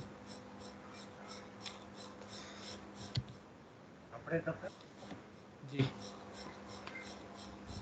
क्वेश्चन था कोई? ये सर जी, अगर हम लोग बीटा बेस करंट निकालेंगे उसके साथ, तो ये बीटा इस्तेमाल हो सकता है। इसीलिए मैंने अपनी ये एग्जांपल का सॉल्यूशन आपको शो करने से पहले यही कहा था कि ज़रूरी नहीं है कि यही एक मेथड हो जो कि मैंने फॉलो किया है, ठीक है, या बुक ने फॉलो किया है। अगर आप लीनियर सर्किट एनालिसिस की किसी भी टेक्निक को यूज़ करते हुए आंसर लेकर आ जाते हैं जो कि VCE है या और IC है, तो एक्सेप्टेबल है, ठीक है। Okay sir. इसीलिए सर्किट्स की जो जो एनालिसिस है वो कोई फिक्स्ड नहीं है, ठीक है, हर एक बंदा अपने सोच से भी कर सकता है। सर ये जी एक बात आप बता सर, वोल्टेज डिवाइडर जी बेस और वोल्टेज बायस में सर इनमें सिर्फ एक ही फार्मूला चेंज है, बाकी तमाम के तमाम फार्मूले सेम होंगे, है ना? बिल्कुल सही। सिर्फ वीबी वाली फार्मूला चेंज है सर, वीबी। जी जी जी, ओके सर। इसी वजह से IB भी चेंज हो जाता है। IB यहाँ पे फाइंड नहीं करते आप उस तरीके से, ठीक है। यस। अच्छा, अब एक अफेक्ट है मीन्स, इससे पहले अगर मैं यहाँ पर आ जाऊँ,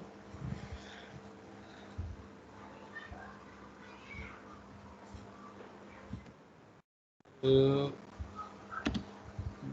इसी सर्किट पर आ जाते हैं, ठीक है।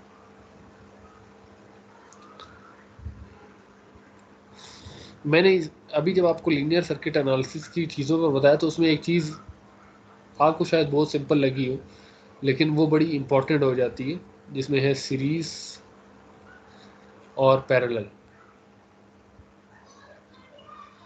ठीक है, जिसमें पैरेलल और भी ज़्यादा इंपॉर्टेंट होता है, क्योंकि ये जो सीरीज है वो हमें ये बताए कि वो ऑलवेज ऐड कर रहा होगा ना रेजिस्टेंस में। अगर 2 रेजिस्टर्स आ रहे होंगे तो ऐड हो रहा होगा, जबकि पैरेलल में जब भी सर्किट्स कनेक्ट होते हैं, 2 रेजिस्टेंस है या 3 रेजिस्टेंस है, तो आपकी रेजिस्टेंस डिक्रीज हो जाती है। ये तो पता है या नहीं पता? Yes yes. सर। ठीक है, अगर सीरीज करते हैं तो आपके पास, अगर मैं आपको एक आसान सा एग्जांपल दूं, 2 रेजिस्टेंस हैं, दोनों की वैल्यू 10 है, तो सीरीज में वैल्यू हो जाएगी 20, जबकि पैरेलल में वो रेजिस्टेंस की वैल्यू हो जाएगी 5। सॉल्व उसी तरह से करना है, R1 प्लस R2, तो आपको मिल जाएगा RT। सीरीज का फार्मूला यही है, बेशक आप कैलकुलेट कर लें तो RT होगा R1 प्लस R2, 10 प्लस 10 जो कि होगा 20। जी पूछें, पूछें, आपकी आवाज़ कट गई। और पैरेलल में फार्मूला हो जाता है 1/RT equals 1/R1 plus 1/R2। देखिए फार्मूलाज तो मैं सही लिख रहा हूँ या गलत लिख रहा हूँ? नहीं है सर। ठीक सर है, यस सर, सही है। तो जब आप इससे फाइंड करेंगे तो आपको आंसर आएगा 20 ओम, जब इससे फाइंड करेंगे तो आपके पास आंसर आएगा 5 ओम। तो ये फार्मूला असल में इसीलिए कहा जाता है ना, कॉन्सेप्ट बाद वक़्त बहुत ज़्यादा इंपॉर्टेंट होता है। आप इन फार्मूला से हट कर भी बात करें तो हमेशा कॉन्सेप्ट ये है कि सीरीज़ में चीज़ें ऐड हो रही होंगी, या ऐड से और भी वर्ड में चेंज करता हूँ कि रेजिस्टेंस की वैल्यू इंक्रीज हो रही होगी, टोटल रेजिस्टेंस की वैल्यू, ठीक है। और दूसरा ये है कि अगर आप पैरेलल में है तो टोटल रेजिस्टेंस की वैल्यू डिक्रीज हो रही होगी, ठीक।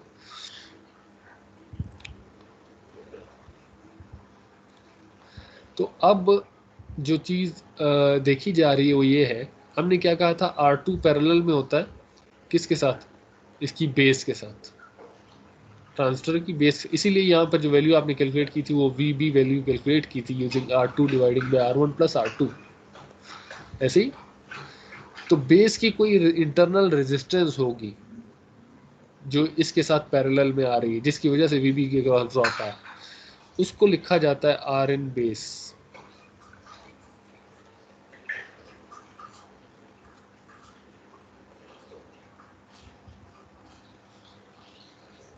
कन्फ्यूजन तो नहीं? No sir. क्योंकि बेस के साथ पैरेलल में है और बेस की अपनी एक इंटरनल रेजिस्टेंस ज़रूर होगी जिसको लिखा जाएगा Rn बेस, ठीक है। और Rn बेस की इसकी डेरिवेशन भी मौजूद है, लेकिन आप डायरेक्टली इसका फार्मूला ये लिख सकते हो कि Rn base is approximately equal to beta DC Re, ठीक है। तो अब आपको जो चीज़ समझाई जा रही है वो ये है कि आप नॉर्मली आप ये एक वोल्टेज डिवाइडर का सर्किट बनाते हो, इसमें अभी तक आपने ट्रांजिस्टर को कनेक्ट नहीं किया, तो आप R2 के अक्रॉस रेजिस्टेंस फाइंड करते हो और आप ये कहते हो कि जब मैं पैरेलल कनेक्ट करूंगा पॉइंट A के साथ तो यही रेजिस्टेंस कहाँ पर जा रही होगी, बेस पे। अभी तक हमने यही डिस्कशन की, ऐसे ही। क्योंकि जहाँ पे कंफ्यूजन होगा वहीं पे रोक दीजिएगा, क्योंकि ऐसा ना हो कि आपको समझ ना आए, ठीक है। अच्छा, अब पॉइंट ए पर हम क्या कनेक्ट करते हैं, ट्रांजिस्टर कनेक्ट करते हैं। तो ये इसको पूरे को मैं एक ब्लॉक में रख देता हूँ। तो इसका मतलब ये क्या चीज़ है, ये एक बीजेटी है जो कि आपने कनेक्ट की, और बीजेटी का कौन सा पॉइंट कनेक्ट होता है, उसकी बेस कनेक्ट होती है, ठीक है। सिर्फ आपकी समझने के लिए, आपकी आसानी के लिए उन्होंने क्या कहा कि बेस की अपनी एक इंटरनल रेजिस्टेंस होगी, जिसे आप क्या कहते हो, आर इन बेस।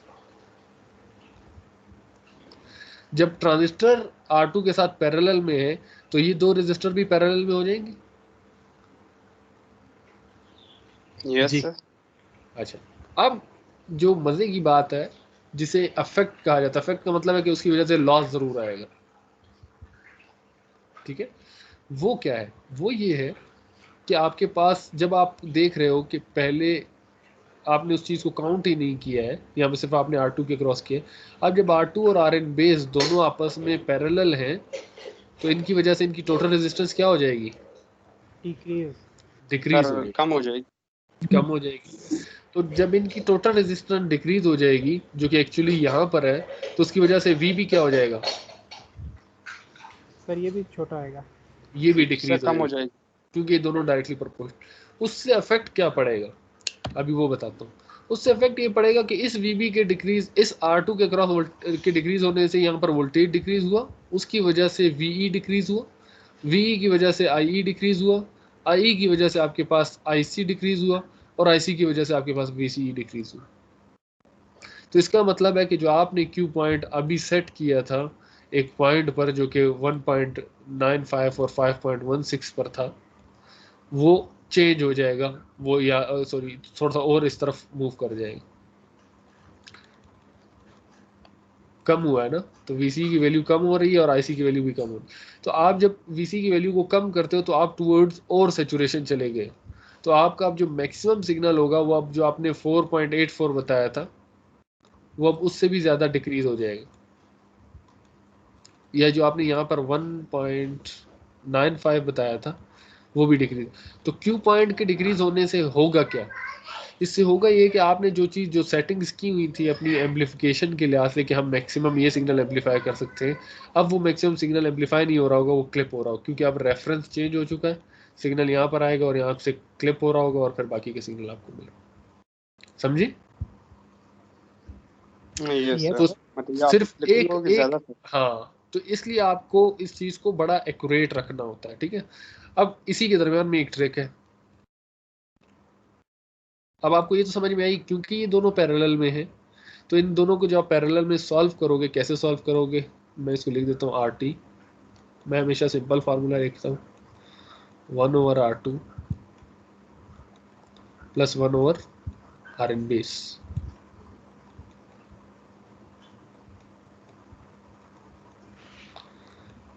ठीक है। फिर Rn बेस का फार्मूला ये गिवन है, बीटा DCR। इन देखिए कैपिटल में लिखा हुआ है, इसका मतलब है हम कौन से एनालिसिस की बात कर रहे हैं, DC एनालिसिस की। अगर ये इन स्मॉल अल्फ़ाबेट्स में लिखा होगा तो हम AC एनालिसिस कर रहे होंगे। ये ज़रूर अपने जहन में रखिएगा कि जब भी स्मॉल अल्फ़ाबेट्स यूज़ हो रहे होंगे तो वो AC एनालिसिस के लिए, और जब भी कैपिटल अल्फ़ाबेट्स यूज़ हो रहे होंगे तो वो आपके पास DC एनालिसिस के लिए। तो जब आप इन जी दोनों सर। को, जी सर अगर हमने RE लगाया ही नहीं, डायरेक्ट ग्राउंड लगाया, फिर तो ये तो RN तो बचती ही नहीं, जीरो हो RE जाती। डैश RE डैश आ रहे होंगे इमीटर की इंटरनल रेजिस्टेंस, क्योंकि ओके बेस की सर। रेजिस्टेंस तो ज़रूर होगी, ठीक है, और इमीटर टर्मिनल की भी अपनी रेजिस्टेंस ज़रूर होगी, ठीक है। ये तो उसके अलावा एक्सटर्नल रेजिस्टेंस लगेगी, ठीक। अब इन्हीं चीज़ों को कंपनसेट करने के लिए अब आपको पता चलेगा, रीज़न पता चलेगा कि RE क्यों लगाना ज़रूरी है, ठीक है। RE लगाना क्यों ज़रूरी है। आपको ये पता था कि RB क्यों लगा रहे थे, ताकि आपकी बेस पर वो बहुत ज़्यादा करंट न चला जाए। RC क्यों लगा रहे हैं, क्योंकि वो गेन में काउंट होता है, ठीक है। गेन के अलावा वो Q पॉइंट को एडजस्ट करने में यूज़ होता है। अब आपको ये पता चलेगा कि ये RE रजिस्टर क्यों यूज़ किया जाता है। हम तो ये भी कह सकते हैं ना कि इसे यूज़ ना करें, हमने अपने सर्किट्स में यूज़ नहीं किए, लेकिन उसको यूज ना करने से क्या इफेक्ट पड़ेगा। ठीक है, तो अब इसी को सॉल्व कर लेते हैं। अच्छा, ये तो समझ में आता है ना फार्मूले में अगर कोई चीज ऐसे डबल लाइन लिखकर शो की गई हो।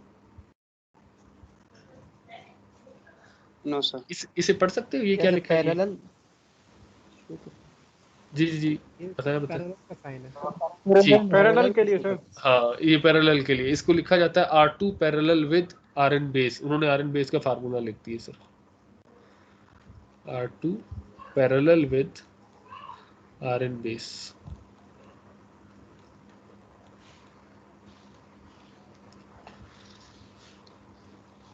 ठीक है, तो इसको पढ़ा ऐसे ही जाएगा। और कैलकुलेट कैसे किया जाएगा? कैलकुलेट ऑलवेज इस तरह से किया जाएगा। इसमें जो RT का आंसर आ रहा होगा वो आप कहाँ पे पुट करोगे? यहाँ पे पुट करोगे, इसकी वैल्यू की जगह पे, इस पूरी की पूरी वैल्यू की जगह पे। ठीक है, तो अब आप क्या चाहते हो? आपका मकसद ये है कि दोबारा से हमें ये फार्मूला नहीं चाहिए। आपकी बहुत ज़्यादा कोशिश होगी कि ये फार्मूला ना हो। उसके मुख्तलिफ रीजन हैं। एक तो रीज़न ये है कि R2 के कम होने की वजह से VB कम होता है। VB की वजह से वो सारी जो आपको अभी मैंने स्टेयर बताई है कि ये सारे मराहल होते हैं और फिर फाइनली आपको क्यू पॉइंट चेंज हो जाता है। उसके अलावा भी है, जो आपके पास बीटा DC है वो उसके ऊपर टेम्परेचर का इफेक्ट होता है। तो जो बीटा DC की वैल्यू किसी के कैलकुलेशन में आ रही होगी तो टेम्परेचर के इंक्रीज होने से आपके पास बीटा भी इंक्रीज हो रहा होगा, तो उसकी वजह से आपके VB में अनस्टेबिलिटी आ जाएगी। ठीक है, तो इसलिए इन चीज़ों को ओवरकम करने के लिए भी हम चाहते हैं कि यहाँ पे बीटा DC की वैल्यू ना आ रही हो, किसी तरह से हमारे फार्मूलाज में ये ना आ रही हो। और VBE तो आपको पता है कि वो क्यों यूनिवर्सली टेम्परेचर के साथ वेरी करती है, पता है आप लोगों को? यस सर, Yes, बिल्कुल sir. पता। क्योंकि टेम्परेचर एक्स्ट्रा एनर्जी आ रही होती है, इस वजह से आपको जो VB के लिए एनर्जी रिक्वायर्ड होती है वो एज सच 0.7 से कम रिक्वायर्ड होती है। ऐसे ही ना? बिल्कुल सर। ठीक है, अब आते हैं मुद्दे की तरफ। हम इस सर्किट को लेते हैं और मैं अगर आपसे ये कहूँ कि R2 की वैल्यू है 10 और Rn बेस की वैल्यू है 10 ओम, तो इनकी ये इस वैल्यू का आंसर क्या आएगा? 5 सर 5। क्या वैल्यू पे डिपेंड एक्सेल करता है? जी, मैंने बता दिया, Rn बेस की टोटल वैल्यू बता दी। ये Rn बेस की वैल्यू गिवन है वो भी, मैंने ये Re की वैल्यू गिवन नहीं की। इसका मतलब ये है कि RE की कोई वैल्यू है और बीटा की कोई वैल्यू है जो कि दोनों मिलकर 10 बना रहे हैं। ठीक है, ओके सर। और मोस्टली जो हम चीज़ चेंज कर रहे होंगे, बीटा कभी भी ट्रांजिस्टर का चेंज नहीं होगा, ये फिक्स्ड है। क्योंकि आपने कोई एक स्पेसिफिक ट्रांजिस्टर यूज किया होगा, उसका गेन चेंज नहीं होता, ये फिक्स है। तो आप वेरी किसको करोगे?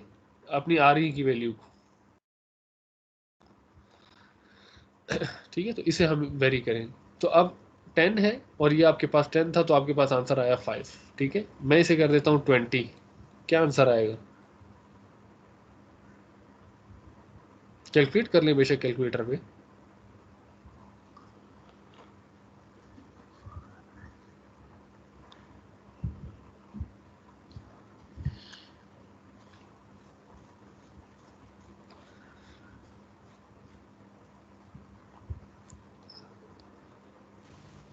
यू 0.5 है 0.5 नहीं आ सकता।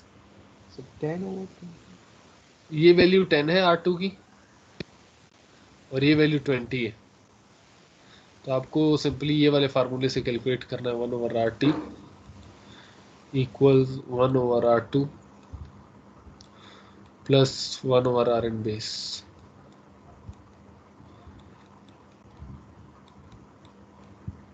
6.6 जी 6.6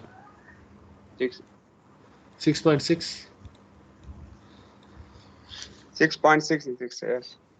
ठीक, बाकी भी कर लें, देखते हैं 6.6 ही उनका आंसर आता है नहीं है। सर 6.66। 6.66 है यू, ठीक।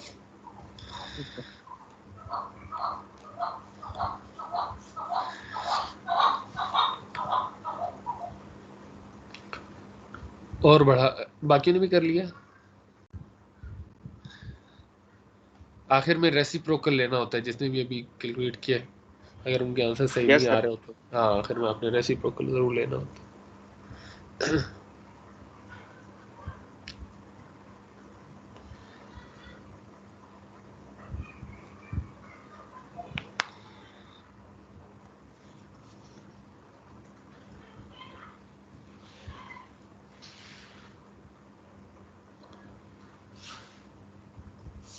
यस सर 6.6666 ये ठीक, तो अब हम इसे 20 के बजाय हम इसे कर देते हैं 50।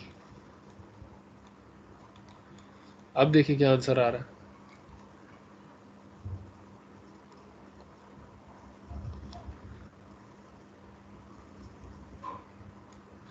अगर किसी को पैरेलल फाइंड करने में मसला हो रहा है तो वो पूछ सकता है, कोई इशू नहीं। 8.33 सर। 8.33।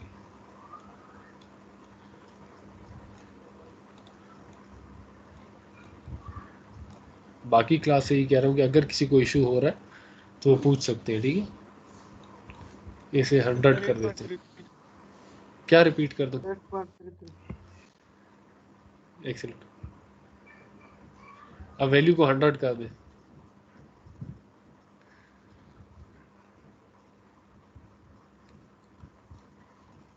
9.090 9.09। 09। ठीक है। अब इस 100 में अब आपको एक और चीज समझाना चाह रहा हूँ। R2 की वैल्यू कितनी थी? 10। आप देख रहे हो इस वैल्यू को बढ़ाने से हो क्या रहा है? सर रेजिस्टेंस ऐसे ऐसे बढ़ रहे। रेजिस्टेंस, टोटल रेजिस्टेंस बढ़ रही है और वो किसको रीच कर रही है? 10 को। सर R2 को। R2 की वैल्यू, जो हमारा मकसद है। हमारा मकसद क्या है कि सिर्फ R2 की वैल्यू हो, साथ में ये वाली चीजें नहीं हो, साथ में ये सारी चीजें निगलेक्ट हो रही। तो 9.09 इज अप्रोक्सीमेटली इक्वल टू 10। ये उसके बहुत ज्यादा करीब है, ठीक है। इसका मतलब है कि ऑलमोस्ट इस ये जो बीटा डीसी साथ में आ रहा है, इसको ऑलमोस्ट आपने इसके इफेक्ट को निगलेक्ट कर दिया, ऑलमोस्ट खत्म कर दिए। तो ये 100 वाली वैल्यू को जरूर याद रखिएगा। अभी इसकी वैल्यू को आप 100 की बजाय 1000 कर दें, आर इन बेस की वैल्यू, और बताएं आंसर क्या आता।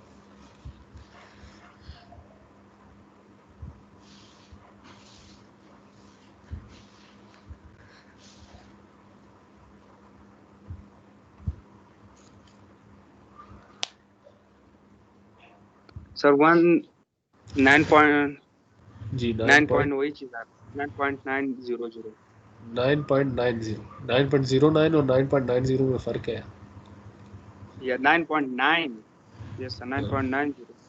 ठीक है, तो 1000 की बजाय अगर आप इसको 10,000 कर दें, फिर क्या आती है वैल्यू? अच्छा, आप लोग पैरेलल फाइंड करने की एक्सरसाइज हो जाएगी। 10,000।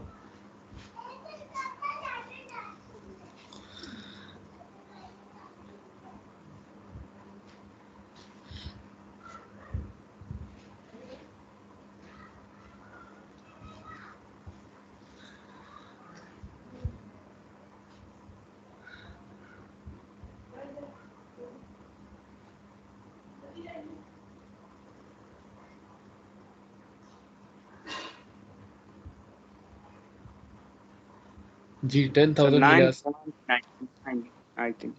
9.99। 99। 9.9 ठीक है, तो आप जितना भी इन वैल्यूज को बढ़ाते जाएं, ये 10 से ऊपर नहीं जाएगी। जितना भी इसको बढ़ाते जाएं, क्यों नहीं जाएगी? क्योंकि ये दो रेजिस्टेंस पैरेलल में है। तो पैरेलल के कुछ 9.99 ठीक है, थैंक यू।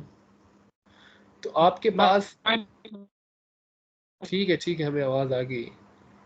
तो आप याद रखिए, जब भी दो रेजिस्टर्स पैरेलल में है तो कभी भी जो इनकी टोटल रेजिस्टेंस है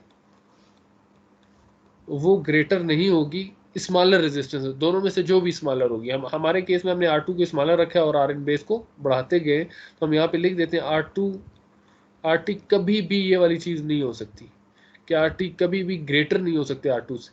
RT या तो उसके इक्वल हो सकती है या उससे स्मॉलर हो सकती है। ठीक है, ये पैरेलल का एक रूल है कि जब भी आप दो रेजिस्टेंस को पैरेलल में सॉल्व कर रहे हो तो जो आपका आंसर आएगा ना वो क्लोज टू स्मॉलर रेजिस्टेंस आएगा। ठीक है, आप देख भी रहे हो कि आपका जो ये है जितने भी आपने आंसर्स आए वो स्मॉलर रेजिस्टेंस के करीब करीब आए। ठीक है, तो आपके पास जब भी आप दो रेजिस्टेंस है, चाहे 10 रेजिस्टेंस है, चाहे पैरेलल में 100 रेजिस्टेंस है, और आपसे अगर कहीं एमसीक्यूज में पूछा जाए कि आपके पास 10 रेजिस्टेंस है और एक की वैल्यू 10 ओम है, एक की 20 ओम है, एक की 30 ओम है, एक की 40 ओम है, एक की 50 ओम है, और एक की 60 है, 70, 80, 90 और 100 ओम, तो आंसर किसके करीब आएगा? आंसर ऑलवेज 10 ओम के करीब करीब आएगा या 10 ओम से स्मॉलर आएगा।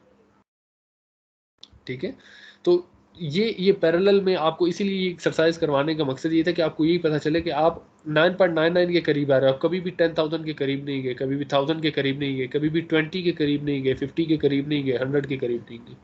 ठीक है, लेकिन यहाँ पर मैंने इस 9.9 को और इस 100 वाली वैल्यू को हाईलाइट किया था क्योंकि किसी वैल्यू का अगर आपने 90% अचीव कर लिया है ना, 90% एक बहुत बड़ा ट्रेडमार्क है। ठीक है, जो आपकी देखो 10 में से 9.09 तक आपने वैल्यू को अचीव कर ली। तो अगर आप चाहते हो कि आपके ये बाकी चीजें इरेज कर दूं ताकि चीजें थोड़ी सी आसान हो जाए, या फिर मिक्सअप हो रहा है। Yes sir. चीज तो समझ में आ गई ना आप लोगों को कि जब हमने पैरेलल में कनेक्ट किया तो हमने इसे बढ़ाया, इसे इतना बढ़ाया कि आपकी जो टोटल रेजिस्टेंस है वो किसके करीब आ गई? R2 के करीब।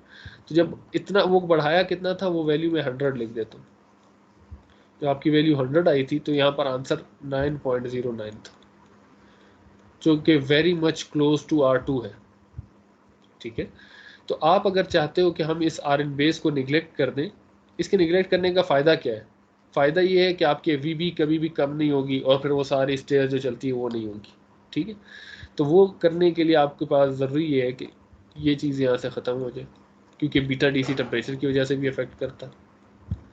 ये चीज़ ख़त्म करने के लिए एक सिंपल सी चीज़ लिखी जाती है कि जो R2 है, ठीक है, वो सॉरी जो Rn बेस है, Rn बेस, उसकी वैल्यू क्या होनी चाहिए? At least 10 R2। ये समझ में आती है ये बात? यस इसे अगर आम अल्फाज में मैं बताऊं तो आम अल्फाज में ये कि अगर Rn बेस की वैल्यू 10 टाइम्स ग्रेटर है R2 से तो आप Rn बेस को निगलेक्ट कर सकते हो। अगर दो रेजिस्टेंस पैरेलल में लगी हुई हैं, एक की वैल्यू 10 है और एक की वैल्यू 100 है, तो आप 100 वाले को निगलेक्ट कर सकते हो। आपको कैलकुलेशन करने की भी ज़रूरत नहीं है, आप बता सकते हो क्योंकि एटलीस्ट 10 टाइम्स ग्रेटर है, तो आपके पास जो आंसर आएगा वो क्या आएगा? नियरली इक्वल टू R2 आएगा, जो कि 10 है। ये बात समझे? नहीं यस सर। समझे तो पूछें ज़रूर। सर एक बार रिपीट कर दीजिए। रिपीट में सिर्फ यही है कि आपने अभी एक एक्सरसाइज की थी जिसमें इसकी वैल्यू 10 थी और यहाँ तक आप पहुँचे थे 100 वैल्यू तक। तो 100 वो वैल्यू है जहाँ पे आप 90% ऑफ द R2 की वैल्यू अचीव कर लेते हो, जो कि 9.09। ठीक है, जो कि बहुत बड़ी अचीवमेंट होती है। तो आप जब दो को पैरेलल में सॉल्व किया और एक की वैल्यू को बहुत ज़्यादा बढ़ा दिया, जो कि एटलीस्ट 10 टाइम्स बड़ी थी उससे वैल्यू से, एटलीस्ट 10 टाइम्स बड़ी थी, तो उससे क्या हुआ कि आपका जो RT की वैल्यू आई है वो ऐसे समझे कि वो नियरली इक्वल टू 10 आई है। और 10 किसकी वैल्यू है? इसकी R2 की वैल्यू है। तो इसका मतलब है कि आपने जो दो रेजिस्टेंस लगाई हैं, दूसरी रेजिस्टेंस जो 10 टाइम्स इससे ग्रेटर है, उसके लगाने का कोई फ़ायदा ही नहीं है, क्योंकि वो बहुत ज़्यादा रेजिस्टेंस की वजह से आपका आंसर R2 के करीब ही आ रहा है। तो आपको कैलकुलेशन करने की ज़रूरत नहीं है, आपको कुछ करने की ज़रूरत नहीं है। आप अगर ये देखते हो कि Rn बेस की वैल्यू 10 टाइम्स ग्रेटर है R2 से, तो आप बड़ी आसानी से उसको निगलेक्ट करते हो, यहाँ से भी और यहाँ से भी।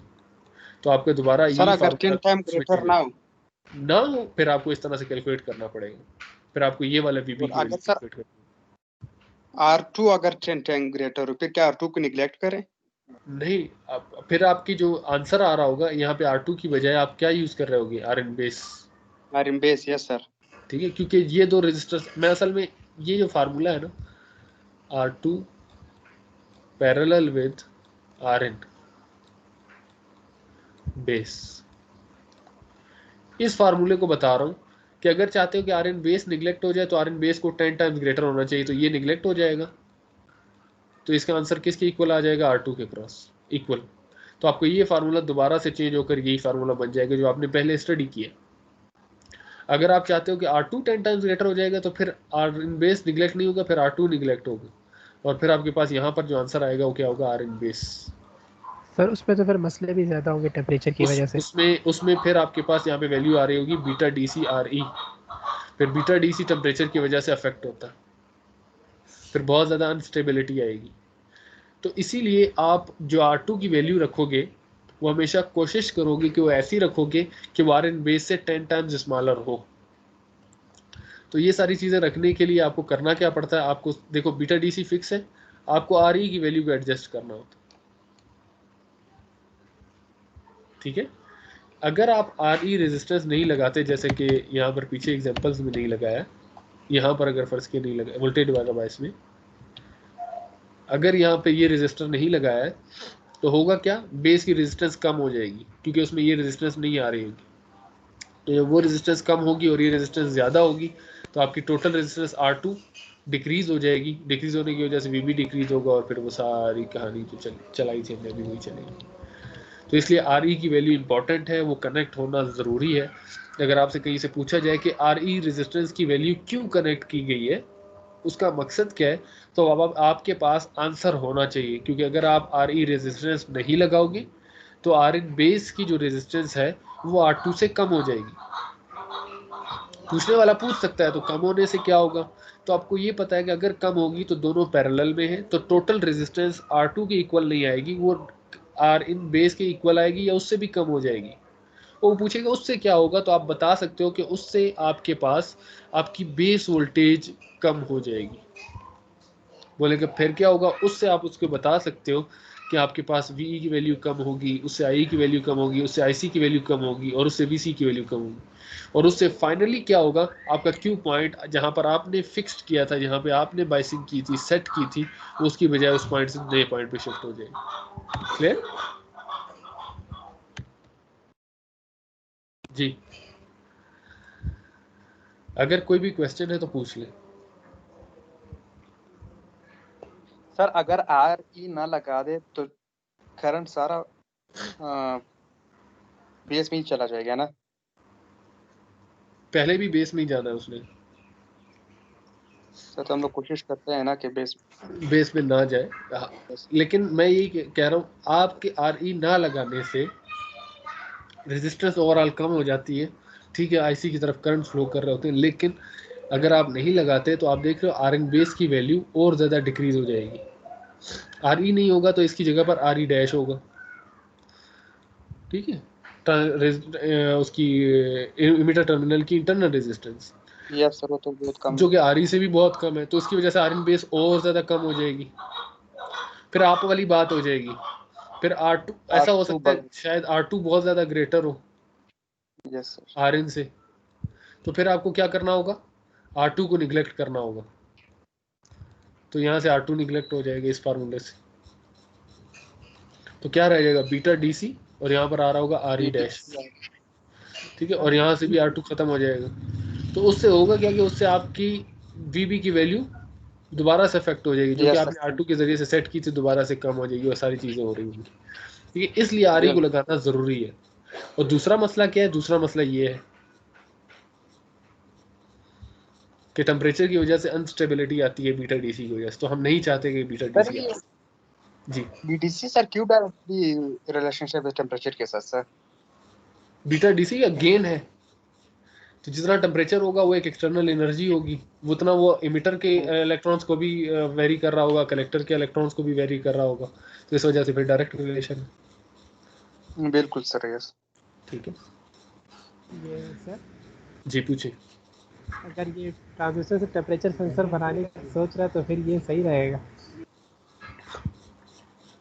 जी, टेम्परेचर सेंसर्स को स्टडी कीजिएगा, हो सकता है कि इस तरह की चीज़ें आपको नज़र आ जाए। ठीक है, तो फाइनली आपको ये पता है लोडिंग इफेक्ट क्या है?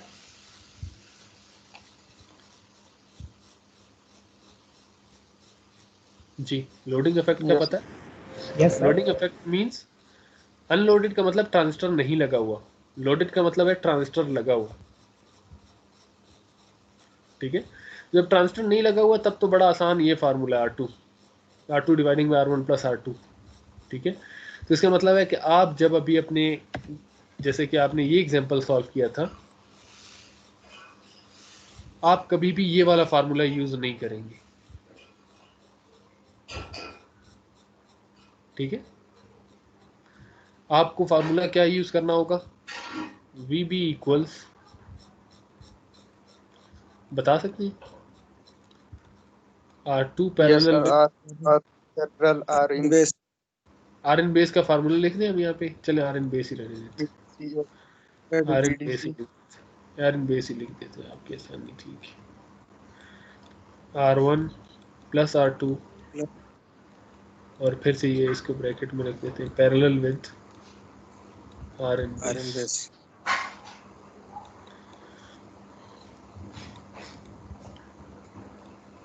और मल्टीप्लाई किससे हो रहा होगा? ये VCC से। ठीक है, तो हमेशा फार्मूला यही यूज होगा, लेकिन अब हमें देखना होगा कि क्या आर इन बेस को निगलेक्ट किया जा सकता है या नहीं किया जा सकता। ठीक है, तो उसके लिए हम आर इन बेस कैलकुलेट करेंगे। तो आर इन बेस का फार्मूला है बीटा DC RE, यही फार्मूला है। और बीटा DC की वैल्यू कितनी है? 100। अब 100 क्वेश्चन में RE की वैल्यू है 560।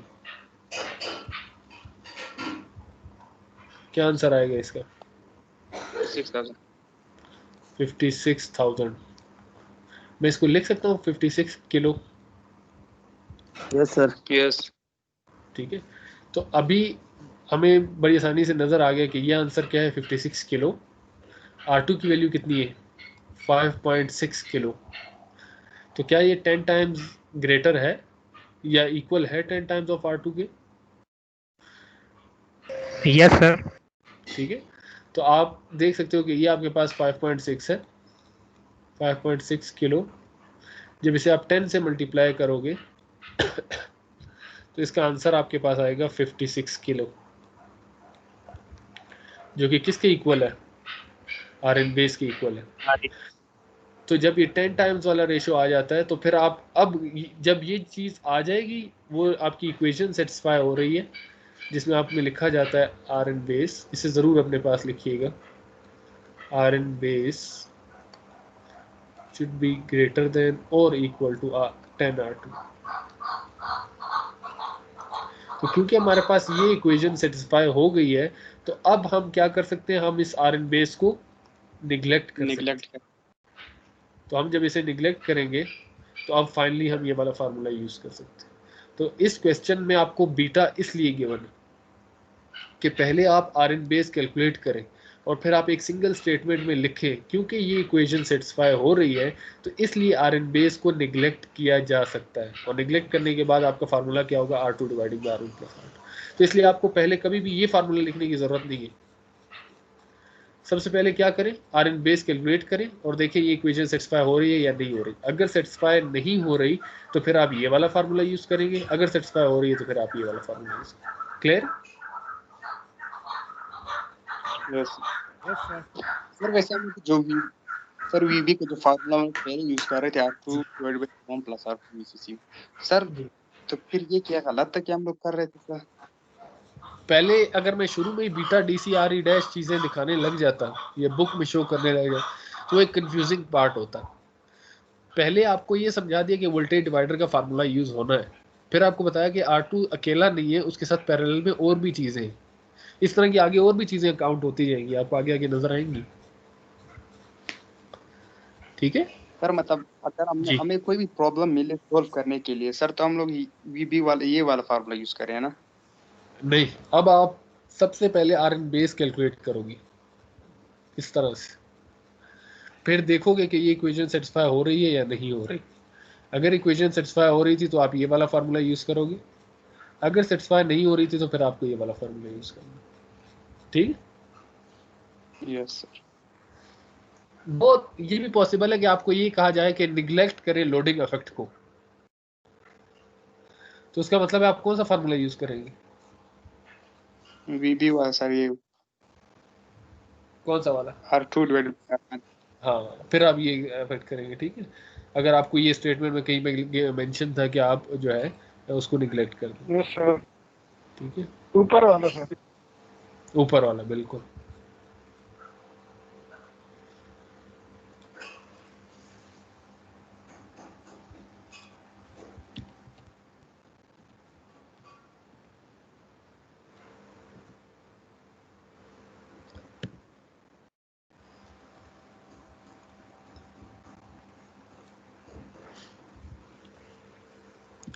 अच्छा, तो ये सिर्फ और सिर्फ ये लोडिंग इफेक्ट आता किसमें? ये सिर्फ और सिर्फ आपके पास आ जाएगा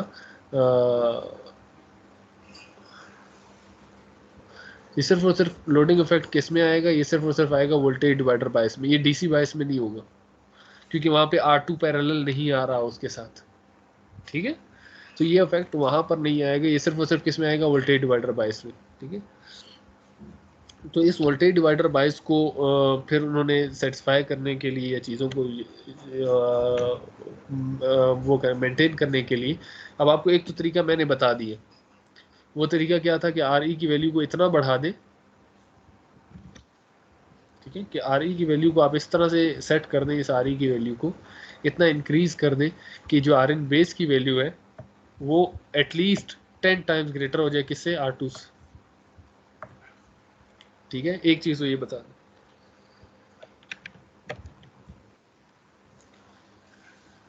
और दूसरे और भी बहुत से तरीके हैं, लेकिन आपको ये जो दो बातें यहाँ पे लिखी हुई है ना, ये बहुत इंपॉर्टेंट है।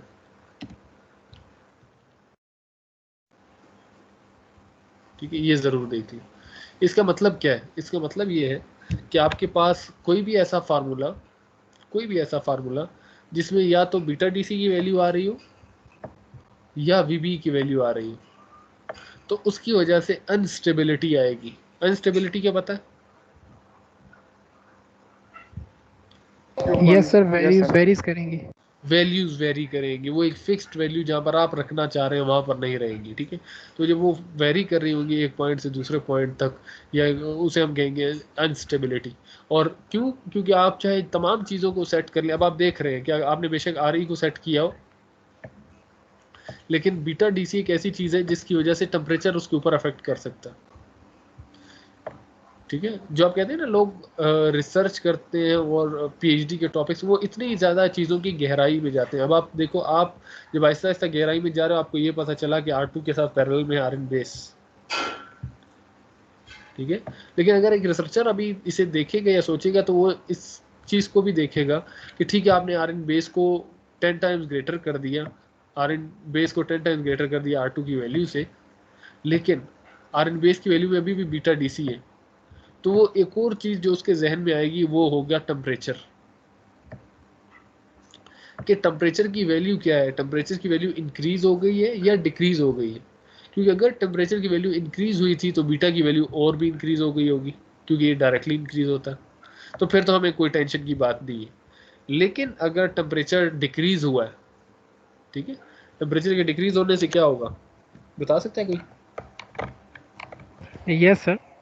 जी बताएं। तो डीसी कम हो जाएगी, डीसी कम हो जाएगी। जब वो डिक्रीज हो जाएगा तो Rn बेस, सॉरी, टेम्परेचर के डिक्रीज होने से बीटा डीसी कम हो गया। ठीक है, और उसकी वजह से Rn बेस डिक्रीज होगी। तो जो अभी आपने वैल्यू कैलकुलेट की थी वो थी 556 किलो ओहम। तो अगर बीटा डीसी की डिक्रीज होने से Rn बेस की वैल्यू डिक्रीज हुई और वो 55 ओहम होगी, किलो ओहम होगी। तो 55 किलो ओहम, और अभी आपने वहां से आंसर निकाला था R2 की वैल्यू है 5.6 किलो ओहम। तो क्या अब इक्वेशन सेटिस्फाई हो रही? No sir. अब इक्वेशन सेटिस्फाई No, नहीं हो रही, तो फिर अब आपको फिर यही इक्वेशन यूज करनी पड़ेगी। तो इसलिए फिर बहुत ज़्यादा जो टेम्परेचर्स की वैल्यूज़ के ऊपर जाया जाता है, तो फिर आपको और ज़्यादा डेप्थ में चीज़ों का एग्जैक्टली पता चलता है। ठीक है। इस वजह से अक्सर सर प्रोडक्ट्स के ऊपर मेंशन किया जाता है कि इस टेम्परेचर से इस टेम्परेचर के बिटवीन ये चीज़ों को रखा जाए। जी बताएं। सर किसी भी सर्किट में बीडीसी को सर मैं फिक्स कैसे रखूं? फिक्स्ड नहीं रख सकते आप, क्योंकि वो टेम्परेचर डिपेंडेंट है। आप क्योंकि वो टेम्परेचर एक नेचर की चीज़ है, उसे आप कंट्रोल नहीं कर सकते। ठीक है। Okay sir. तो इसका मतलब क्या है कि आपके पास जब भी आर एन बेस की वैल्यू आ रही होगी तो उसकी वजह से आपका लोडिंग इफेक्ट आ रहा होगा। उस लोडिंग इफेक्ट को स्टेबलाइज करने के मुख्तलिफ तरीके, ठीक है, उसको सर स्टेबलाइज करने। जी सर एक काम और भी कर सकते हैं, 0 डिग्री के बोले। हिसाब से हम डिज़ाइन करें। करें आप, लेकिन हर टाइम तो 0 डिग्री नहीं होगी। सर इंक्रीज होगा तो फर्क नहीं पड़ेगा, उससे हाँ नीचे तो जाएगा हाँ, नहीं। ये कर सकते हैं, ये कर, लेकिन आपको ये पता है कि फिर आपकी वीबी वेरी कर रही होगी उस टेम्परेचर के लिहाज से। फिर फिर आपको वीबी बहुत ज़्यादा चाहिए होगा, आपको 0.7 नहीं चाहिए होगा, बहुत ज़्यादा चाहिए होगा। ये वाइस वर्सा की चीज़ें होती हैं, आपको बड़ा वो क्या कहते हैं, कंप्रोमाइज़ करके चलना पड़ता है। ठीक है, क्योंकि जब आप टेम्परेचर को बहुत कम कर दोगे तो वीबी की बहुत ज़्यादा बड़ी वैल्यू आपको यूज़ करनी पड़ेगी सिर्फ उसको फॉरवर्ड बायस करने के लिए। तो इसका मतलब है मेजॉरिटी ऑफ योर वोल्टेज का जो पोर्शन है वो कहाँ पे लॉस हो रहा होगा, वीबी पर। तो फिर आप और लॉसेस में चले जाएंगे। ठीक है। यस सर, समझ गया। तो कंप्रोमाइज़ ही करना होगा दरम्यान में किसी ऐसी जगह पे कि जहाँ पर आप देखते हो कि बहुत ज़्यादा, जहाँ जहाँ तक आप उनको अफोर्ड कर सकते हो चीज़ों को। इसलिए हर एक एप्लीकेशन के लिए डिफरेंट होता है। अब जैसे अगर आपको ग्लेशियर के लिए कोई चीज़ बनानी है तो वहाँ पर शायद आप वोल्टेज के साथ चीज़ें कर सकते हो, लेकिन आप टेम्परेचर पे बहुत ज़्यादा वो नहीं कर सकते। आपको उस फिक्स टेम्परेचर के लिहाज से चीज़ बनानी पड़ेगी। ठीक है। इसी तरह से अगर बहुत ज़्यादा गर्म इलाकों की तरफ चले जाते हो फिर हम उनके लिहाज से, इसलिए हर एप्लीकेशन के लिहाज से आपको हर एक चीज़ पता होती है कि अब अगर आपको सिर्फ टेम्परेचर, आप design as a design engineer, ठीक है, तो आप एक सर्किट डिज़ाइन के लिहाज से आप यही पूछते हो कि किसी स्पेसिफिक टेम्परेचर के लिए चाहिए या किसी स्पेसिफिक वोल्टेज के लिए चाहिए आपको। बाज़ जगहों पे ऐसे होता है कि लोड शेडिंग बहुत है, आप वोल्टेज चाहते हो कम से कम यूज़ हो रही हो, तो ऐसी जगहों में तो फिर आप ये टेम्परेचर वाला बेनिफिट नहीं ले सकते, फिर आपको टेम्परेचर को सेक्रीफाइस करना पड़ता है और फिर उस तरफ जाना पड़ता है। ठीक है। Yes sir. तो स्टेबिलिटी के मुख्तलिफ तरीके, ठीक है, इन्हें बेशक बहुत ज़्यादा डिटेल में देखने की ज़रूरत नहीं है, लेकिन यहाँ पर हमारे पास ये आई के लिए गिवन है, इसका सर्किट भी है लेकिन सर्किट्स वगैरह मैंने मेंशन नहीं किए। मैं सिर्फ ये बताना चाहता हूँ कि जिस भी फार्मूला में बीटा डीसी या वीबी की वैल्यू आएगी, आपका मकसद क्या होगा कि इसको कम से कम किया जाए, इसको रिजेक्ट किया जाए किसी तरह से। ठीक है। तो इसको ख़त्म कैसे किया जा सकता है, देखिए ये दो चीज़ें सीरीज में लगी हुई हैं, प्लस हो रही हैं, आर थेवेनिन और आर ई।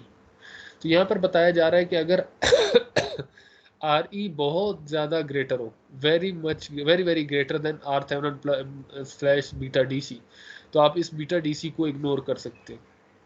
अब वो कैसे हो सकता है, आर ई की वैल्यू अगर आपके पास 1000 है, मैं एक एग्जांपल दे रहा हूँ, और आर थेवेनिन की वैल्यू आपके पास, इनके जो आंसर आता है वो 1 ओहम आता है, क्योंकि बीटा डी सी की वैल्यू ऑलवेज ग्रेटर होती है जो कि हंड्रेड्स में या 200 में होगी, और आर थेवेनिन डिवाइडिंग में वो चीज़ आ रही होगी तो वो ऑलवेज कम होगी। तो 1000 + 1 ओहम आंसर क्या आएगा, 1001 ओहम।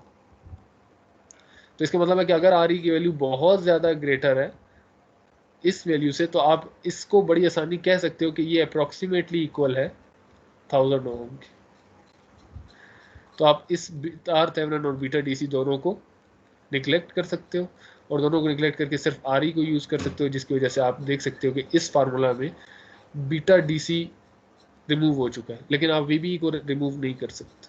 ठीक है। तो वीबी ज़रूर टेम्परेचर की वजह से अफेक्ट हो रहा होगा, लेकिन अब आपका ये वाला पोर्शन एटलीस्ट टेम्परेचर से अफेक्ट नहीं हो रहा हो, क्योंकि आपने आर ई की वैल्यू को बहुत ज़्यादा बढ़ाकर उसके इफेक्ट को ही बहुत ज़्यादा कम कर दिए। ठीक है।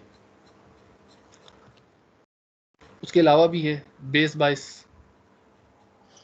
ये अब ये स्टेबिलिटी के लिहाज से था, ये अब बहुत सारे बाइसिंग मेथड्स हैं। ठीक है, कि आपने डीसी बाइस पढ़ा है, आपने वोल्टेज डिवाइडर बाइस पढ़ा है, उसके बाद ये नेक्स्ट है जिसे आप कहते हो बेस बाइस। ठीक है, जिसमें डायरेक्टली ये सर्किट समझ में आता है कौन सा वाला सर्किट है। यस सर बेस ये कौन सा सर्किट से मिलता जुलता है? ये डीसी बायस से मिलता जुलता है या वोल्टेज डिवाइडर बायस से मिलता जुलता है? अरे डीसी बायस से थोड़ा मिलता जुलता है। डीसी बायस से, क्योंकि डीसी बायस में यहाँ पर एक सोर्स लगाई जाती है जिसे आप कहते हो वीबीबी।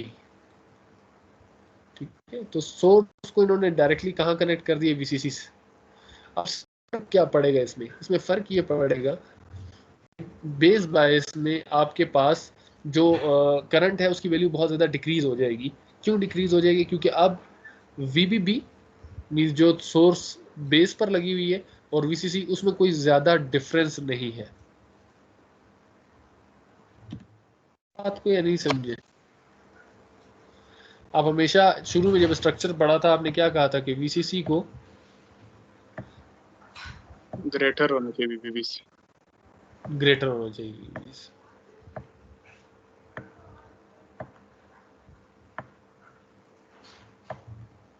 और वो क्यों होना चाहिए? ताकि ज्यादा करंट फ्लो कर सके ताकि कलेक्टर से। बेस की तरफ कम करंट आया तो वीसीसी की तरफ है। जो आप इस तरह की कॉन्फ़िगरेशन यूज कर सकते हो, इसका मतलब है आप इस तरह की कॉन्फ़िगरेशन यूज कर सकते हो एक ऐसी एप्लीकेशन में जहां पे आपके पास रेजिस्टर्स नहीं है, आपके पास 2 रेजिस्टर वोल्टेज डिवाइडर के लिए यूज करने के लिए नहीं है, और आपके पास एक पावर सप्लाई भी सिर्फ एक ही है जो कि आप वीसीसी के लिए यूज कर रहे हो। तो फिर आप इस तरह की बाइसिंग कर सकते हो, लेकिन उसकी वजह से फर्क क्या पड़ेगा कि उसकी वजह से करंट बहुत ज्यादा आपका डिक्रीज हुआ वो। ठीक है, इसीलिए आप देख रहे हो आईबी के फार्मूला जो कि था वीबीबी, उसकी जगह पर क्या आ गया? वीसीसी। और ये क्यों आया? क्योंकि अब आपने वीबीबी कनेक्ट नहीं किया, आपने डायरेक्टली वीसीसी कनेक्ट किया। और ये फार्मूला पता है कौन सा है? Yes sir. IC is equal yes to, नहीं यार IC is equal to yes जी जी बताया अनीस। आईसी इक्वल्स, सर ये फार्मूला है हमारे पास वीसी इज इक्वल टू। नहीं, ये फार्मूला किस से रिजेंबल करता है, कुछ याद है आप लोगों को? Yes sir VC is equal to VCC minus IC RC के साथ सर। फार्मूला आईसी का पूछ रहा हूँ, आईसी का फार्मूला पूछ रहा हूँ। ये पूरी किस चीज की वैल्यू है? ये पूरी किस चीज की वैल्यू है? सर आईसी की आईसी की, आईबी की आईबी। आईबी। तो ये वो फार्मूला है beta IB, IC is equal to beta IB. और आईबी के लिए पहले आप यूज करते थे VBB minus VB upon RB, अब आप वीबीबी की जगह पे क्या यूज करोगे? वीसीसी। ठीक है, सिर्फ वीबीबी की जगह पर वीसीसी आ जाएगा, बाकी तमाम चीजें सेम रहेंगी। ठीक है,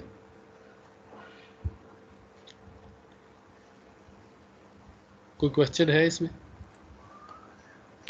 सर यहाँ पे दोनों फार्मूले सेम है, हम लोग आईसी के साथ बीडीसी भी लगा रहे हैं सर, ये समझ नहीं। ये जब भी आपसे आईसी पूछा जाता है डीसी बायस में, तो आप बताते हो IC is equal to beta IB, ऐसे ही। फिर आपसे आईबी का फार्मूला पूछा जाता था डीसी बायस में, तो आप लिखते थे IB is equal to VBB minus VB upon RB. यहाँ पर वीबीबी क्यों लिखते थे? क्योंकि यहाँ पर वीबीबी कनेक्टेड होता था, इस पॉइंट पर वीबीबी कनेक्ट होता था। अब आप वीबीबी कनेक्ट नहीं हो रहा, अब कनेक्ट क्या हो रहा है? वीसीसी। तो इसलिए आप वीबीबी की जगह पे क्या लिख रहे हो? VCC minus VB upon RB. IB का फार्मूला यही। तो इस फार्मूला को सिर्फ जब यहाँ पे पुट करोगे इस आईबी की जगह पर, तो ये फार्मूला बन जाएगा। तो इस फार्मूला में डिफरेंस यही है कि आईबी के साथ मल्टीप्लाई हो रहा है बीटा, में कोई हार्ड एंड फास्ट चीजें नहीं। ठीक है, तो लेकिन ये बहुत ज़्यादा रेयरली यूज्ड होती है। ठीक है, ये बाइसिंग्स बहुत ज़्यादा रेयरली यूज होती है क्योंकि अनप्रिडिक्टेबल है। एक तो ये कि ये बीटा डीसी पे डिपेंडेंट भी है, उसके अलावा रीज़न ये है कि आपके पास दोनों सोर्सेज वीसीसी और वीबीबी दोनों इक्वल है, जिसकी वजह से जो स्टार्ट में आपने स्ट्रक्चर देखा था कि आपके पास जो कंडक्शन है उसके लिए ज़रूरी है कि वीसीसी को ग्रेटर होना चाहिए वीबीबी। ठीक है, इसलिए बाइसिंग्स यूज़ हो रहे हैं, आपको बता ज़रूर रहा हूँ, लेकिन ये बहुत ज़्यादा मेजोरिटी में यूज़ नहीं होते। ठीक है, ये मीटर बाइस। ठीक है, तो आपने अभी एक सोर्स जो है वो बजाय इसके कि वीबीबी कनेक्ट होती है, अब आपने एक वी सोर्स कनेक्ट कर दी। ठीक है, तो उसकी वजह से फिर आपके पास दोबारा से जो आई का एक फार्मूला आता है जिसमें आपके पास V minus V B R E plus R B beta D C. अब इस फार्मूले में अगर आप देखते हो दोबारा से बीटा डी सी की वैल्यू आ रही जो कि टेम्परेचर डिपेंडेंट है, और यहाँ पर वी बी आर। तो इसको अच्छी तरह से अचीव करने के लिए ज़रूरी क्या होगा कि आपके पास आर ई को इतना ग्रेटर रखा जाए कि जिसकी वजह से आपके पास ये जो बीटा डी सी की वैल्यू बहुत ज़्यादा स्मॉलर हो जाए, जो कि आपने अभी पहली वाली इक्वेशन में कहा था, ठीक है। और वी इतना ज़्यादा ग्रेटर हो कि वी बी ई उसकी निस्बत बहुत ज़्यादा स्मॉलर हो, तो ये दोनों चीज़ें निगलेक्ट हो जाएंगी और आपके पास फाइनली आई ई का फार्मूला ही आएगा। लेकिन इसमें भी अनस्टेबिलिटी आएगी क्योंकि ये वी बी ई है और इसमें बीटा डी सी की वैल्यूज, ठीक है। अगर आप ये चीज़ अचीव कर लेते हो, मीन्स आई के लिए ये वाली चीज़ अचीव कर लेते हो, तो तब जाकर ये एक स्टेबल क्यू पॉइंट प्रोवाइड करेगा, क्योंकि उस वक्त वो इंडिपेंडेंट होगा वीबी और बीटा डीसी, ठीक। अलावा कलेक्टर फीडबैक है, उसमें भी अगर आप आईसी का फार्मूला कैलकुलेट करोगे तो उसमें भी ये दो चीज़ें आ रही होंगी। तो सेम वही चीज़ करना होगा, वीसीसी को बहुत ज़्यादा ग्रेटर करना होगा और आरसी को बहुत ज़्यादा ग्रेटर करना होगा, तब ये दोनों चीज़ें ख़त्म हो सकती हैं, तब स्टेबल क्यू पॉइंट आ सकती है। और फिर ये है इमिटर फीडबैक बाइस, इसमें भी आपके पास ये बीटा डीसी की वैल्यूज़ आ रही है, बीटा पे डिपेंडेंट, तो आपको इसको निगलेक्ट करना होगा और निकालना होगा। क्लियर। तो ये 2 3 4 सिर्फ और सिर्फ सर्किट्स में माइनर से चेंजेस हैं, ठीक है। इसे कलेक्टर फीडबैक बायस इसलिए कहा जा रहा है क्योंकि ये कलेक्टर से दोबारा से फीडबैक आ रही है। इसे इमिटर फीडबैक बायस इसलिए कहा क्योंकि डायरेक्टली आपके वीसीसी से आपके पास आरबी के साथ कनेक्ट हो रही है, ठीक है। और यहाँ पर इमिटर बायस का मतलब क्या है कि यहाँ पर आपने जो सोर्स कनेक्ट की है वो इमिटर पर एक सोर्स कनेक्ट की है। बेस बायस क्यों कहा जा रहा है, क्योंकि यहाँ पे आपके पास बेस कनेक्ट हो रहा है डायरेक्टली वीसीसी के साथ। क्लियर। तो ये बायसिंग से अदर मेथड्स हैं, बहुत ज़्यादा डिटेल में इनकी ज़रूरत नहीं है। डिटेल में आपको वोल्टेज डिवाइडर बायस और डीसी बायस का पता होना ज़रूरी है, लेकिन ये अदर्स भी यूज़ होते हैं, बहुत रेयरली यूज़ होते हैं, लेकिन मैंने कहा आपको ज़रूर नेम ज़रूर पता हो कि बेस बायस, कलेक्टर बायस और ये सारी चीज़ें, ठीक है। तो ब्रेक करते हैं थोड़ी सी, उसके बाद फिर कंटिन्यू करते हैं।